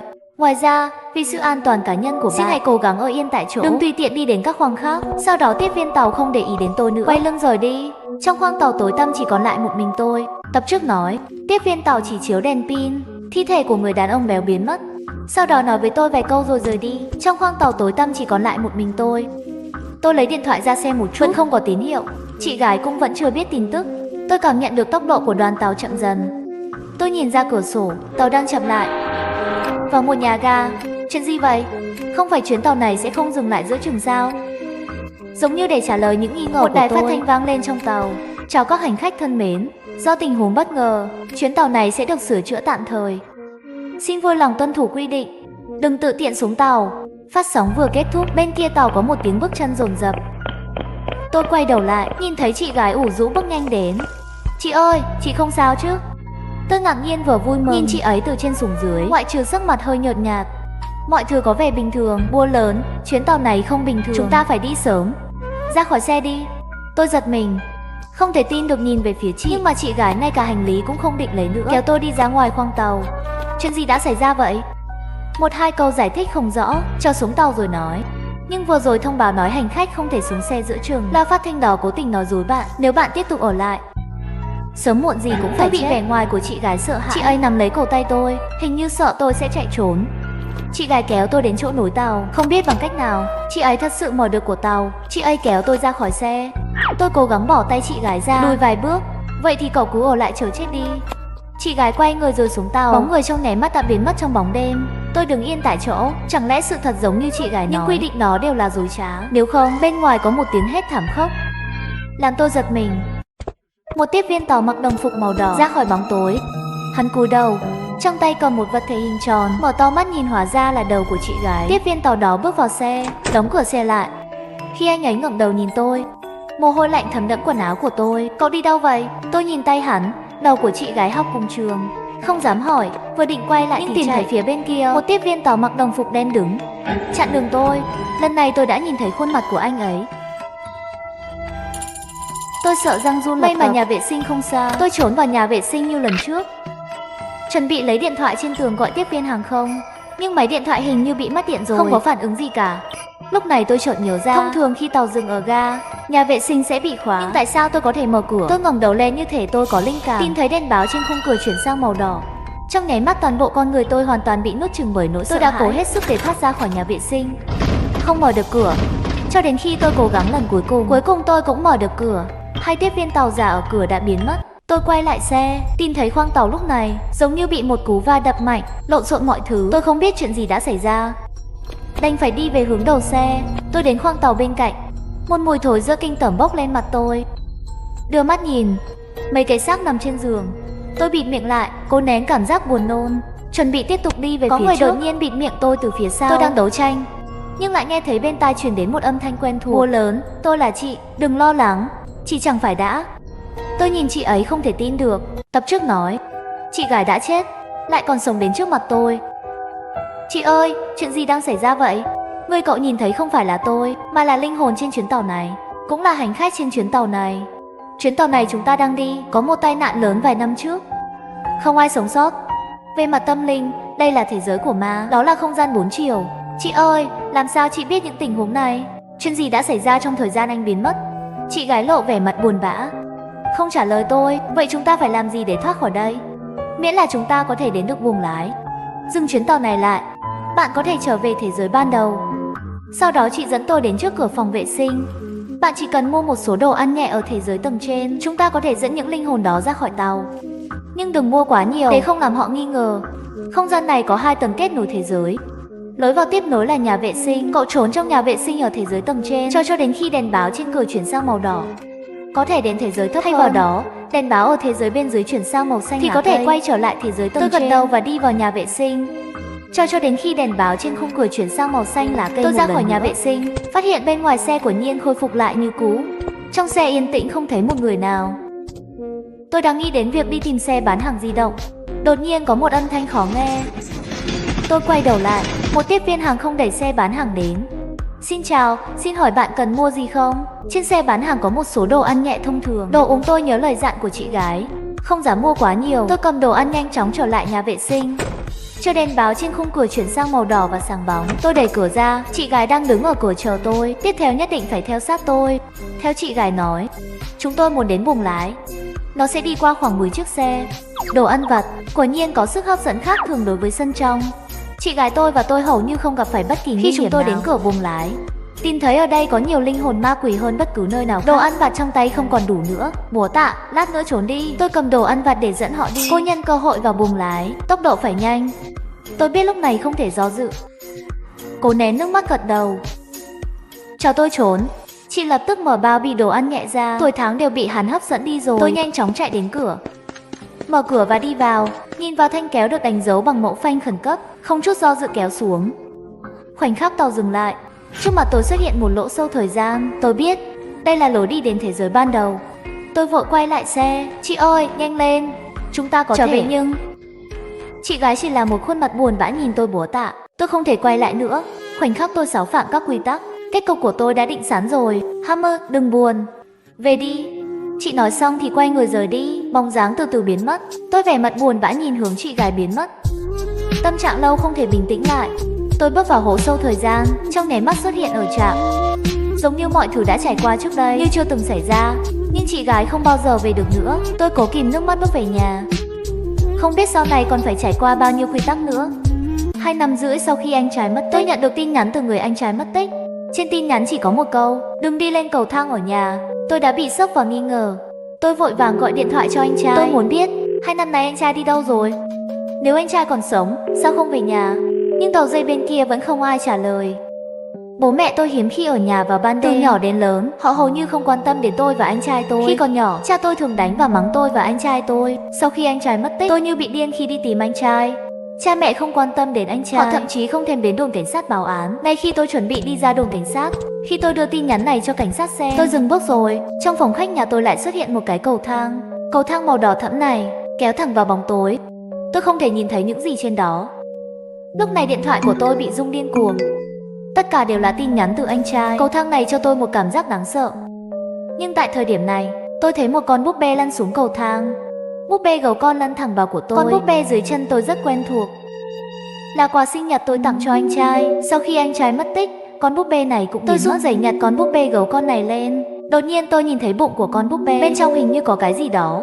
Tôi dùng tay sờ, đó là một ghi chú: lên cầu thang đi. Tôi bị mắc kẹt trên đó. Chữ viết trên ghi chú tôi rất quen thuộc, là chính anh trai. Nhưng đồng thời, điện thoại của tôi lại rung lên điên cuồng. Tôi nhận được hàng chục tin nhắn từ anh trai tôi: đừng lên đó, đừng lên cầu thang đó.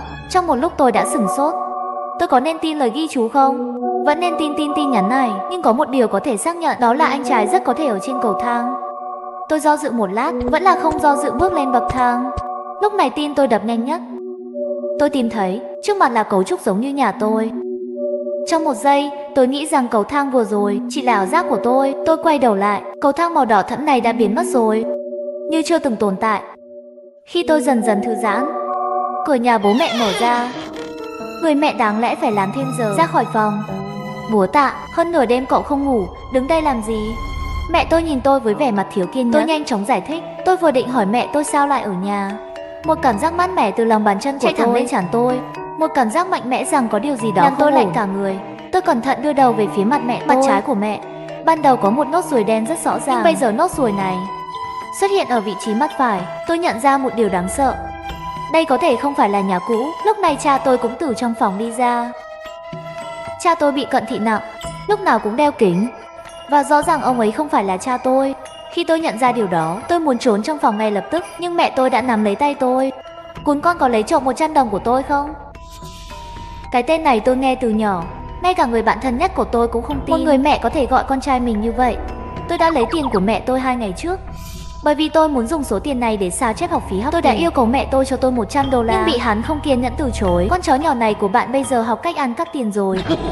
Xem ra đã lâu rồi tôi không đánh cậu. Cô không nhớ cảm giác đau đớn, phải không? Cha tôi đến trước mặt tôi, khóe miệng phóng đại khuôn mặt Hy, trong tay còn cầm một con dao dựa dài 2,5 mét. Một khoảnh khắc, toàn thân tôi như rơi vào địa ngục lạnh lẽo. Anh trai tôi đã mất tích 2,5 năm rồi. Tôi đi tìm anh trai, bước lên cái cầu thang đáng sợ này, đến nhà cố của tôi, cùng một chỗ. Cha mẹ già bước ra khỏi phòng, nhìn tôi với vẻ mặt dịu dàng. Tôi sợ hãi lùi lại. Ngay lúc này, tôi nghe thấy tiếng anh trai tôi, nó ra khỏi phòng tôi. Bố, đến đây nhanh lên. Tôi vội vã chạy về phòng ngủ của mình. Sau khi đóng cửa, tôi lập tức khóa cửa lại. Nhà kho trong phòng giống hệt phòng của tôi. Đồng hồ trên tường chắc bị hỏng rồi. Mãi ở lại 2 giờ rưỡi, nhưng trong phòng chỉ có một mình, không có bóng dáng của anh trai. Tôi thấy một tờ giấy trắng trên giường. Tôi cầm tờ giấy lên. Trên tờ giấy bỗng nhiên xuất hiện 2 chữ, là tự giới thiệu của anh trai. Anh ơi, anh đang ở đâu vậy? Nhưng không ai trả lời tôi. Trên tờ giấy lại thêm một dòng chữ, anh trai búa tạ. Trên cầu thang có vô số không gian song song. Chúng ta không ở cùng một thời gian. Mỗi không đến thời gian sẽ có một thời gian chồng chéo, nhưng mỗi lần không quá 5 phút. Tôi không còn nhiều thời gian để nói chuyện.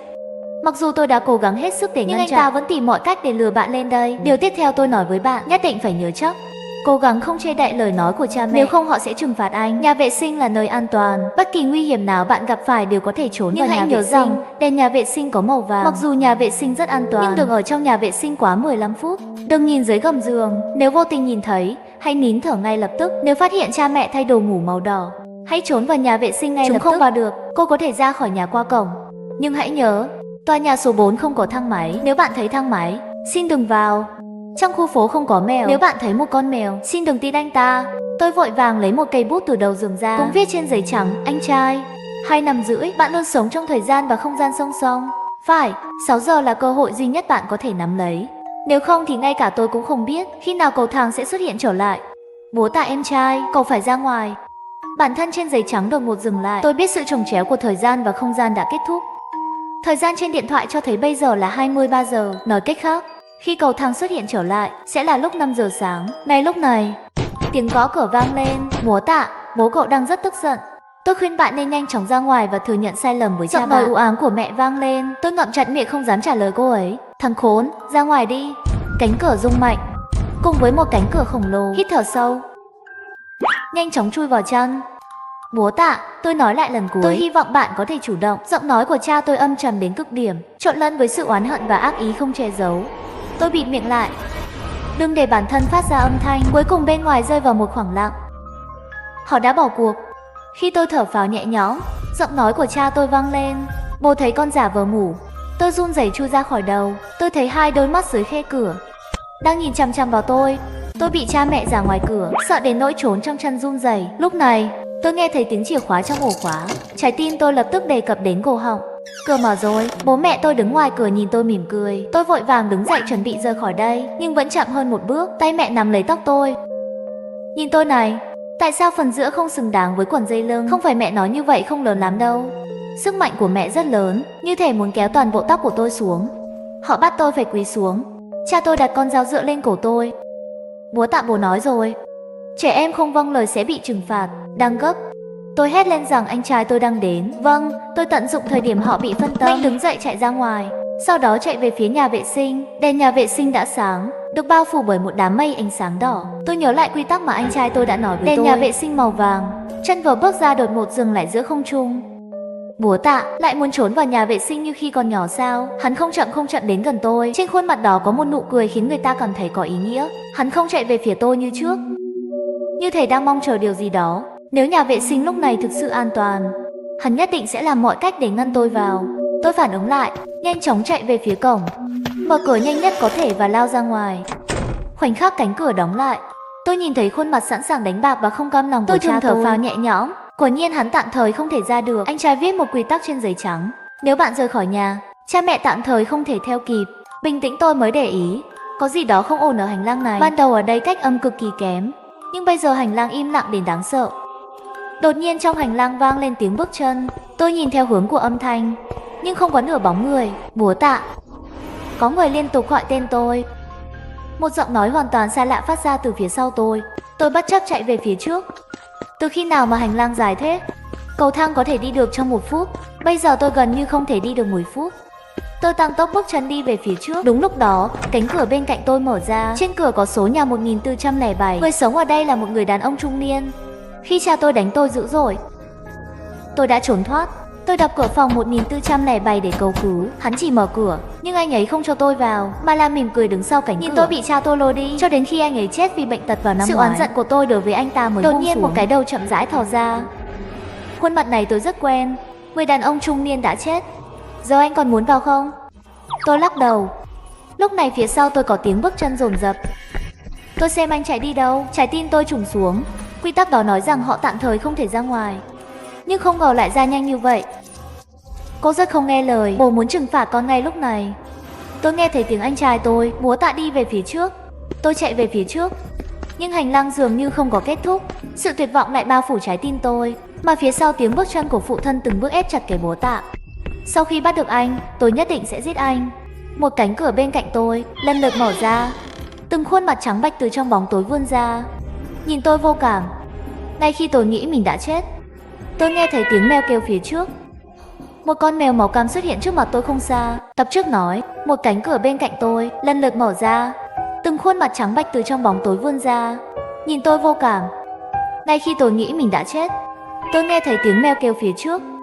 Một con mèo màu cam xuất hiện trước mắt tôi cách đó không xa. Tôi đã bị sốc khi nhìn thấy con mèo này. Lúc 12 tuổi, tôi và anh trai lén lút mang về nhà một con mèo hoang màu cam bị thương. Tôi đặt tên cho nó là Tiểu Cúc. Hắn rất thân. Tôi giấu anh ta trong phòng, bởi vì ban đêm cha mẹ cơ bản không về nhà, cho nên chúng tôi nuôi liên tục mấy tháng không bị phát hiện. Nhưng hôm đó bố tôi vẫn tìm thấy Tiểu Cúc. Ngay cả khi tôi và anh trai cố gắng hết sức để ngăn chặn và cầu xin ở trước mặt chúng ta đánh Tiểu Cúc một trận. Tiểu Cúc nằm trên mặt đất hấp hối. Tôi rơi nước mắt muốn đưa Tiểu Cúc đến bệnh viện, nhưng đã quá muộn. Tiểu Cúc hoàn toàn không còn hơi thở. Nhưng bây giờ Tiểu Cúc lại còn sống xuất hiện trước mặt tôi. Hắn đi tới trước mặt tôi, dễ dàng cọ cọ vào tay tôi, sau đó hét lên với tôi và đi về phía trước. Tiểu Cúc dường như đang hướng dẫn tôi, nhưng mà anh trai để lại cho tôi ghi chú. Nó nói đừng tin mèo. Quy tắc này khiến tôi rất bối rối. Tiểu Cúc thấy tôi đứng ngẩn người, lại hét lên với tôi. Mắt thấy phía sau tiếng bước chân của phụ thân càng ngày càng tới gần. Tôi cắn răng, chọn theo kịp Tiểu Cúc. Không biết tại sao, có hoa cúc nhỏ ở đây. Toàn thân tôi dường như tràn đầy sức mạnh, những khuôn mặt trắng bệch bên cạnh đều lùi lại. Cuối cùng tôi nhìn thấy cầu thang xuống. Ngay khi tôi đang rất phấn khích muốn chạy xuống lầu, một bàn tay nắm lấy cổ tôi. Còn chạy đi đâu nữa? Cảm giác tuyệt vọng và lạnh lùng lại ập đến. Nhưng khoảnh khắc tiếp theo, Tiểu Cúc nhảy cao, chạy về phía cha mình. Rất nhanh, một cái chân trái, một chân phải, một cú đâm trái. Người cha già bị đánh đập vô lực, vài cái liền bị đánh ngã xuống đất. Tận dụng cơ hội này, tôi ôm Tiểu Cúc nhanh nhất có thể, chạy xuống dưới. Tôi lên tầng 5, thời điểm xuất hiện cầu thang. Còn 1 tiếng nữa, tôi phải xuống tầng 1 trong vòng 1 giờ này. Lúc này, tôi lại nghe thấy tiếng bước chân lộn xộn, nhưng lần này tôi ôm Tiểu Cúc. Trong lòng từ lâu đã không còn cảm giác sợ hãi trước đây. Tôi rất thuận lợi đi đến cầu thang dẫn xuống tầng tiếp theo. Nhưng những gì xuất hiện trước mắt tôi không phải là cầu thang, nó là một cái thang máy. Ghi chú của anh trai nói rằng tòa nhà số 4 không có thang máy, đừng vào thang máy. Đột nhiên cửa thang máy mở ra, một người mặc đồ trắng, người đeo khẩu trang màu xanh đứng trong thang máy. Búa, vào đi. Tôi lùi lại 2 bước, lắc đầu. Đột nhiên, Tiểu Cúc cố gắng nhảy khỏi tay tôi, chạy vào thang máy. Tiểu Cúc mau ra ngoài. Nhưng Tiểu Cúc lần này mặc kệ ta như thế nào kêu lên, hắn cũng không ra. Ngay lúc này, bên tai tôi vang lên tiếng nói của anh trai tôi. Giọng anh trai ngắt quãng, tôi chỉ nghe thấy vài từ thôi. Một số ngược lại. Chẳng lẽ anh trai muốn nói cho tôi biết một số quy tắc thì ngược lại? Tôi lập tức lấy tờ giấy trắng ra. Một dòng chữ đang từ từ xuất hiện. Một số quy tắc thì ngược lại. Tiểu Cúc không ngừng kêu lên, có vẻ lo lắng. Búa tạ, cửa thang máy sắp đóng rồi. Cửa thang máy bắt đầu khép lại. Trong khoảnh khắc này, tôi nhanh chóng chui vào thang máy. Cửa thang máy đóng hoàn toàn trước mắt tôi, tiếp tục rơi xuống. Tôi lấy điện thoại ra xem thời gian, còn 10 phút nữa là cầu thang xuất hiện. Một tiếng đinh, tầng 1 đến rồi. Cuối cùng tôi đã đến tầng 1. Tôi bế Tiểu Cúc lên, lo lắng chờ đợi cầu thang xuất hiện. Đột nhiên, giọng nói của mẹ vang lên sau lưng tôi. Mày định chạy đi đâu? Tôi quay đầu run rẩy. Khuôn mặt trắng bệch của mẹ tôi xuất hiện sau lưng tôi, nắm lấy vai tôi. Ngươi là do ta sinh ra, ta có quyền xử lý sinh tử của ngươi. Ngay lúc này, vậy thì không xuất hiện theo cầu thang màu đỏ nữa. Đến lúc quay lại rồi, tôi vật lộn mạnh mẽ. Nhưng sức mạnh của người mẹ rất lớn, làm sao cũng không thoát được. Bó Tạ, anh không thoát được đâu. Đột nhiên anh trai tôi đi xuống cầu thang. Một người phụ nữ đá mẹ mình xuống đất. Bố Tạ em trai, đi lên cầu thang thôi. Ngay khi chúng tôi chuẩn bị bước lên cầu thang, trở lại thế giới thực, phát hiện người cha giả và những bóng ma trong phòng ngăn tôi lại. Xong rồi, cái này thật sự là diệt vong rồi. Ngay lúc này, người áo trắng đứng bên cạnh một cái né tránh xuất hiện trước mặt chúng tôi. Bố Tạ, lùi lại, tôi sẽ xử lý chúng. Trảm Thiên Địa dùng kiếm pháp càn khôn. Vai, không ngờ người áo trắng này lại là một cao thủ thần bí. Mấy cái này quỷ hồn liền bị hắn đánh tan thành tro bụi. Dám hỏi đại hiệp tên là gì? Hạ Yến Chi Hiệp. Yến đại hiệp, tại sao anh lại đến cứu chúng tôi? Tôi đã nhiều tuổi với cha cô, bạn bè nói rằng anh ấy đã kéo đến để cứu bạn. Tôi không thể tin được nói. Cha tôi không tốt với chúng tôi từ nhỏ, làm sao có thể cứu chúng ta? Các người bị ảnh hưởng bởi những bóng ma của thế giới này. Điều này đã thay đổi trí nhớ của bạn rất nhiều. Bởi vì như vậy, trong lòng các người sẽ có oán hận rất lớn. Nỗi oán hận trong lòng các người càng lớn, sức mạnh của họ càng mạnh. Hãy trở lại thế giới thực. Cả nhóm chúng tôi bước lên cầu thang, trong nháy mắt đã xuất hiện ở nhà. Cha tôi đầy nước mắt nhìn tôi trở về là được rồi. Quay lại là được rồi. Hắn đến rồi, lại đây ăn cơm đi. Mẹ đã làm món súp và yêu thích của hai anh em.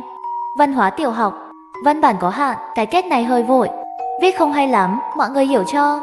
Xin chúc mừng vì tôi đã thoát khỏi quy tắc một lần nữa. Chuyện lạ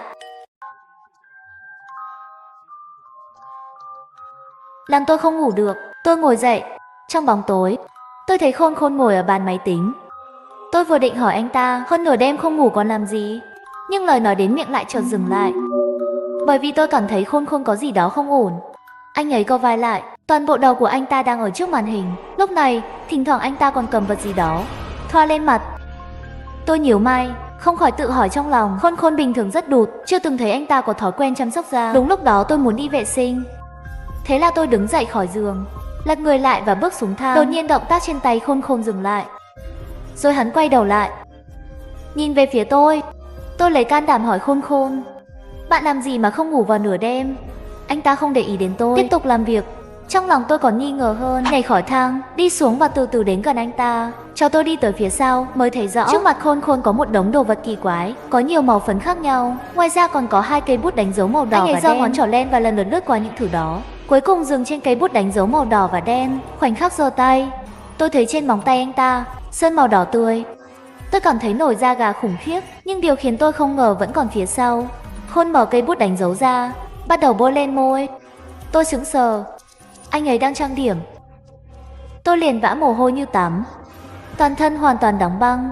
Lúc này Khôn như cảm giác được gì đó, cứng ngắc, quay đầu lại, nghiêng đầu nhìn tôi. Lúc này tôi bị đóng băng toàn thân và mắt không thể di chuyển. Thế là tôi buộc phải nhìn chằm chằm vào anh ta. Mặt anh ta có vẻ nhợt nhạt khác thường, hai bên má còn vẽ phần má hồng, một vòng môi màu đỏ tươi thoa bằng bút đánh dấu. Bố Tạ, bạn thấy tôi trang điểm có đẹp không? Giọng hắn giống như một người phụ nữ. Tôi nhìn bộ dạng kỳ lạ của Khôn Khôn, bối rối, không nói thành lời. Chẳng lẽ không đẹp sao? Khôn Khôn thì thầm, rồi ngại ngùng đưa tay vuốt ve khuôn mặt của mình. Tôi biết rồi, chắc là miệng tôi chưa đủ to. Anh ta tự nói với bản thân, cầm một con dao bên cạnh bàn lên. Tôi trớ mắt nhìn hắn, tự rạch miệng mình ra. Như vậy tốt hơn nhiều. Tôi hoàn toàn sợ hãi bởi vẻ ngoài của anh ta, run rẩy lùi lại. Gót chân không biết vấp phải cái gì, làm tôi mất trọng tâm ngã xuống đất.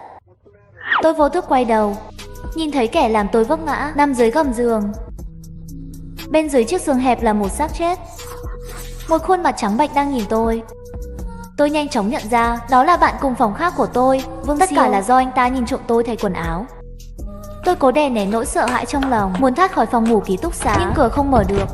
Trong tuyệt vọng, tôi nhớ lại rằng vì để kiểm soát dịch bệnh, tất cả các phòng tạm thời bị khóa bên ngoài. Phía sau có tiếng bước chân nặng nề.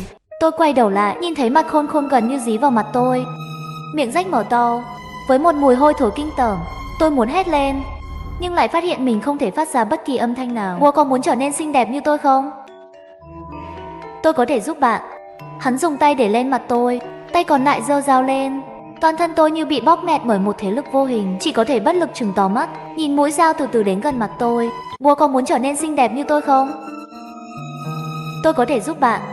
Giây tiếp theo, con dao đâm vào mặt tôi. Tôi thở hổn hển, không thể tin đấy là một giấc mơ, quá chân thật. Khôn Khôn ngủ ở giường dưới, che đầu bằng chăn, chắc là vẫn chưa tỉnh, nhưng giường của Vương Siêu lại không có ai. Liên tưởng đến như cơn ác mộng, tôi không diễn tả được linh cảm mơ hồ trong lòng. Leo xuống cầu thang, tôi quyết định kiểm tra dưới gầm giường. Dưới gầm giường không có thi thể, chỉ có một chiếc vali màu đen. Tôi thở phào nhẹ nhõm, tôi nghĩ tôi tự dọa mình. Nhưng khi tôi chuẩn bị đứng dậy, từ khóe mắt có một bóng đen mở phía sau vali, hình như đang giấu thứ gì đó. Tôi vừa định rời cái vali đi, nhà vệ sinh bỗng vang lên tiếng xả nước. Tôi thấy Vương Siêu từ trong đi ra. Bó Tạ, anh đang làm gì vậy? Không có gì, tôi muốn tìm một thứ thôi. Nhưng Vương Siêu có vẻ không tin lời tôi lắm. Trong mắt vẫn còn sự nghi ngờ và cảnh giác. Tôi đã nghĩ đêm qua chỉ là một cơn ác mộng. Nhưng khi đi qua bàn máy tính của Khôn Khôn, tôi thấy phấn trên bàn anh ta, dao, bút đánh dấu làm đẹp và một chiếc gương nhỏ. Tôi vô tình giơ gương lên, phản chiếu ra khuôn mặt mờ nhạt của tôi. Nhưng khi điều chỉnh góc độ, tôi bỗng nhiên nhìn thấy một nữ nhân đứng phía sau, tóc dài che mặt, không nhìn rõ mặt. Trong nháy mắt, máu tôi đông lại như hóa đá. Vương Siêu ngồi trên giường cúi đầu chăm chú lướt điện thoại, không hề chú ý đến những gì đang diễn ra bên đây. Tôi rất muốn mở miệng gọi anh ta một tiếng, nhưng cổ họng giống như bị một cục mông còn chặn lại, nửa chữ cũng không phát ra được. Sao anh không quay lại nhìn tôi? Là tôi không đẹp sao? Lòng bàn tay siết chặt cổ tôi ngày càng mạnh hơn. Tôi bắt đầu cảm thấy đau đớn vì ngạt thở. Tín hiệu chỗ này tệ quá. Vương Siêu phàn nàn chửi thề đã cứu mạng tôi. Cảm giác áp lực trên cổ biến mất. Lúc này tôi mới dám quay đầu. Người phụ nữ phía sau đã biến mất. Không đúng, có gì đó rất bất ổn với căn phòng này. Bó Tạ, điện thoại của bạn có tín hiệu không? Tôi lấy điện thoại ra, mọi tín hiệu đều không có. Tôi định nói, Vương Siêu lại cầm điện thoại tiến đến trước mặt tôi, làm cử chỉ im lặng. Có một dòng chữ trên màn hình điện thoại của anh ấy. Khôn Khôn đang nghe trộm. Một luồng gió lạnh truyền tới, làm tôi nổi da gà. Nhìn về phía Khôn Khôn đang nằm trên giường, hắn vẫn giữ nguyên tư thế trước đó, bất động. Ngực thậm chí không có dấu hiệu thay đổi nào. Có nghĩa là anh ta đã tỉnh, hoặc là không còn thở nữa. Tôi không dám nghĩ nữa, nhanh chóng quay đầu. Vương Siêu kéo tôi đến bồn rửa mặt, mở vòi nước. Dưới tiếng ồn của nước, thì thầm vào tai tôi, Bố Tạ, người đó không phải là Khôn Khôn. Ngay lúc này, nguyên bản nằm ở trên giường Khôn Khôn đột nhiên vén chăn lên, ngồi dậy. Mặt hắn trắng như tờ giấy, biểu cảm ảm đạm, đồng tử đen thui nhìn thẳng vào hai chúng tôi. Cả phòng ngủ trở nên lạnh lẽo. Tôi thấy lạnh sống lưng, như thể con mồi bị rắn độc theo dõi. Bạn xem, đây không phải là có nước sao? Vương Siêu phản ứng rất nhanh, nháy mắt với tôi, đồng thời nhét gì đó vào người tôi. Như đã đề cập ở tập trước, Vương Siêu nói cho tôi biết Khôn Khôn nằm trên giường có vấn đề. Khôn Khôn hình như có phản ứng, ngồi dậy khỏi giường. Vương Siêu nhảy mắt, nhét thứ gì đó vào người tôi. Tôi quay lại nhìn Khôn Khôn, thấy anh ta vẫn đang nhìn chăm chăm vào tôi. Nhanh chóng lảng đi, bước vào nhà vệ sinh. Lúc này, nhớ ra thứ Vương Siêu nhét cho. Tôi lấy ra xem, là một bức ảnh. Chỉ là ảnh bị oxy hóa nghiêm trọng, bề mặt đã ố vàng và còn nhiều vết bẩn nữa. Tuy nhiên, vẫn có thể nhận ra trong ảnh là một cô gái. Chỉ tiếc, khuôn mặt trong ảnh rất mờ, không nhìn rõ nữa.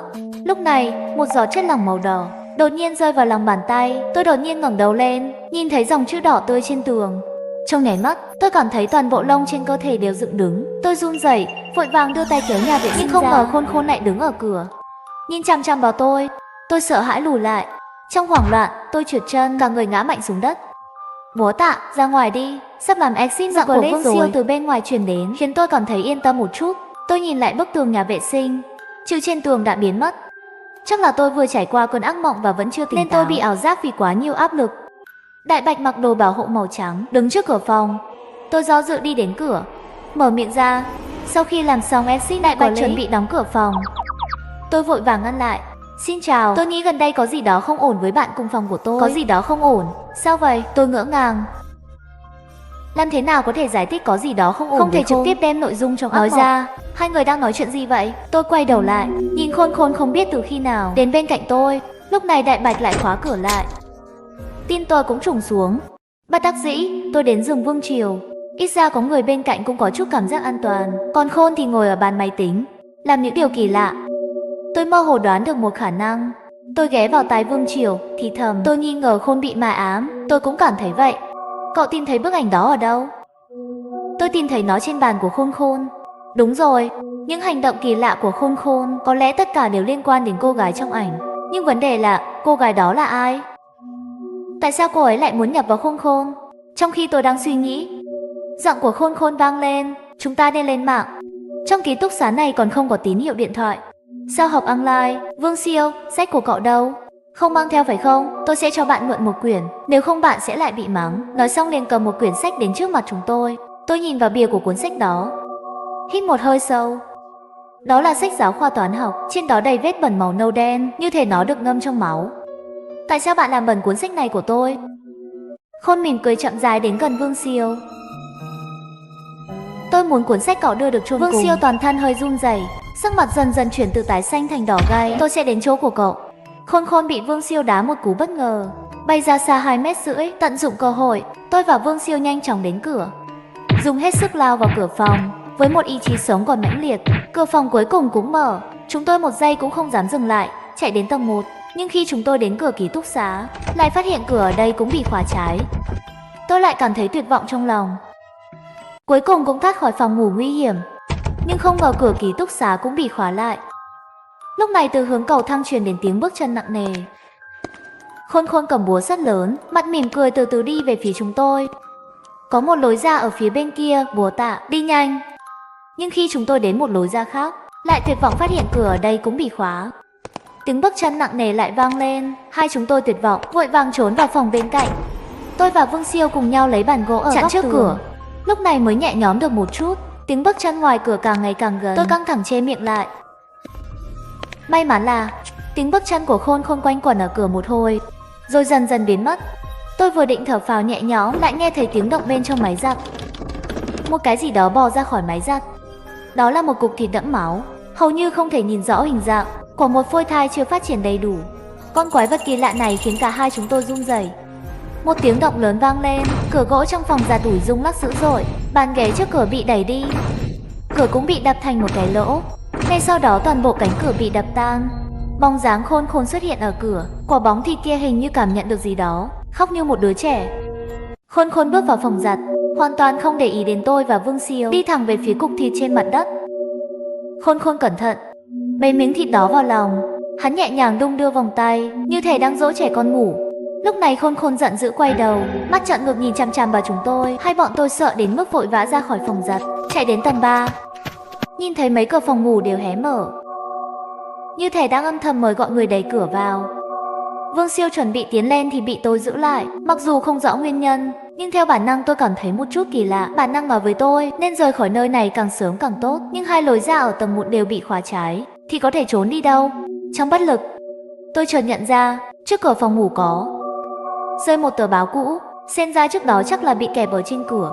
Sau khi tôi và Vương Siêu mở cửa mới rơi xuống đất, tôi nhặt tờ báo cũ lên, lập tức bị một tin tức thu hút, đề cập việc trường trung học cơ sở thực nghiệm có một nữ sinh trung học phổ thông nhảy lầu tự tử. Lý do nhà trường tuyên bố là cô gái bị trầm cảm, áp lực tâm lý lâu dài quá mức. Khi nhìn thấy tên của trường trung học đó, tôi sửng sốt một chút, vì trường trung học thực nghiệm đó là nơi tôi đang bị cách ly, mà Vương Siêu và Khôn Khôn đều là học sinh của trường trung học này. Tôi đưa tờ báo cũ kia cho Vương Siêu, hỏi anh ta có biết chuyện này không. Vương Siêu cầm lấy tờ báo nhìn một cái. Tôi có nghe nói, nhưng không rõ lắm. Còn Khôn Khôn thì sao? Anh ta có biết cô gái này không? Tôi không biết. Hồi trung học tôi chưa biết Khôn Khôn. Để kiểm chứng suy đoán trong lòng, tôi trở về phòng ngủ, mở tủ sách của Khôn Khôn ra. Bên trong chất đầy các loại sách giáo khoa. Tôi ngẫu nhiên rút một quyển, lật đến trang tiêu đề. Trên đó viết một cái tên, Vương Tiểu Yến, là cô gái trong tin tức. Xung quanh cái tên đó viết đầy các ngôn từ ác độc.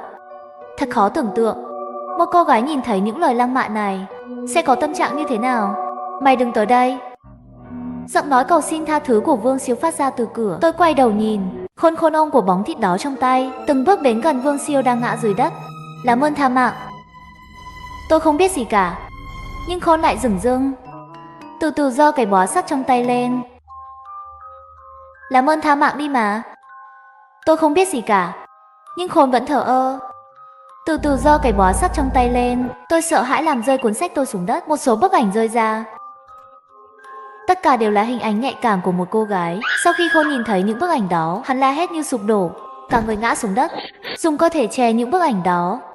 Tận dụng lúc này, tôi và Vương Siêu vội vàng chạy ra khỏi phòng ngủ. Thừa dịp Khôn Khôn còn chưa đuổi kịp, chúng tôi chạy lên lầu. Phía sau có tiếng bước chân nặng nề. Theo bản năng tôi nhìn lại, Khôn Khôn ôm đống thịt, cầm búa sắt lớn đuổi tới. Tôi vội bước lên, chạy nhanh lên lầu. Tôi và Vương Siêu đã lên đến sân thượng. Tôi lấy cây lau nhà để chặn cửa. Tiếng đập cửa vang lên. Tôi cũng không biết nó sẽ kéo dài bao lâu. Sân thượng ở tầng 6, có thể nói là không còn nơi nào để chạy. Giữa Khôn Khôn và cô gái đó đã xảy ra chuyện gì? Tôi thực sự không ngờ mọi thứ lại như thế này. Thật sự đó, đừng trách cậu và Khôn Khôn. Và với cô gái tên là Vương Tiểu Yến, chuyện gì đã xảy ra giữa các người? Nếu không nói, cả hai chúng ta sẽ chết. Phía sau bỗng nhiên có một tiếng đập nặng nề. Cửa trên sân thượng bị đập vỡ. Khôn Khôn với vẻ mặt hằn học chậm rãi tiến về phía chúng tôi. Vương Siêu nhào lên quỳ trước mặt Khôn Khôn. Tôi sai rồi, tôi thực sự biết sai rồi, xin hãy bỏ qua cho tôi. Khôn Khôn thờ ơ, giơ cây búa lớn trong tay lên, đạp mạnh vào đầu Vương Siêu. Vương Siêu người đầy máu nằm bất động trên đất. Quá sợ hãi, tôi lùi lại. Cho đến khi lưng va vào lan can, tôi chỉ có thể tuyệt vọng nhìn Khôn Khôn đi về phía tôi. Khuôn mặt của hắn biến thành hình dáng của một người phụ nữ. Cậu thật sự không nhớ tôi sao? Tôi kinh ngạc nhìn khuôn mặt này, cuối cùng cũng nhớ ra. Khi tôi học năm thứ 2 trung học, tận dụng kỳ nghỉ, là một sinh viên nghệ thuật, tôi đến một phòng vẽ để học vẽ.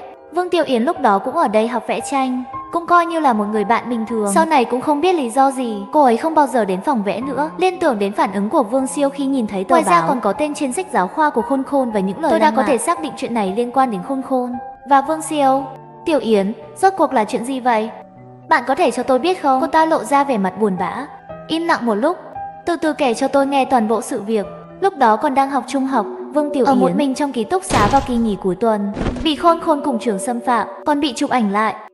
Sau đó, Khôn Khôn lấy đó để uy hiếp Vương Tiểu Yến, còn ngụy biện nói cái gì mình là thật sự thích cổ, chỉ là nhất thời không kiểm soát được, và nói nhất định sẽ chịu trách nhiệm với cô ấy. Tính cách cô vốn hướng nội yếu đuối lại, thật sự tin lời nói của hắn.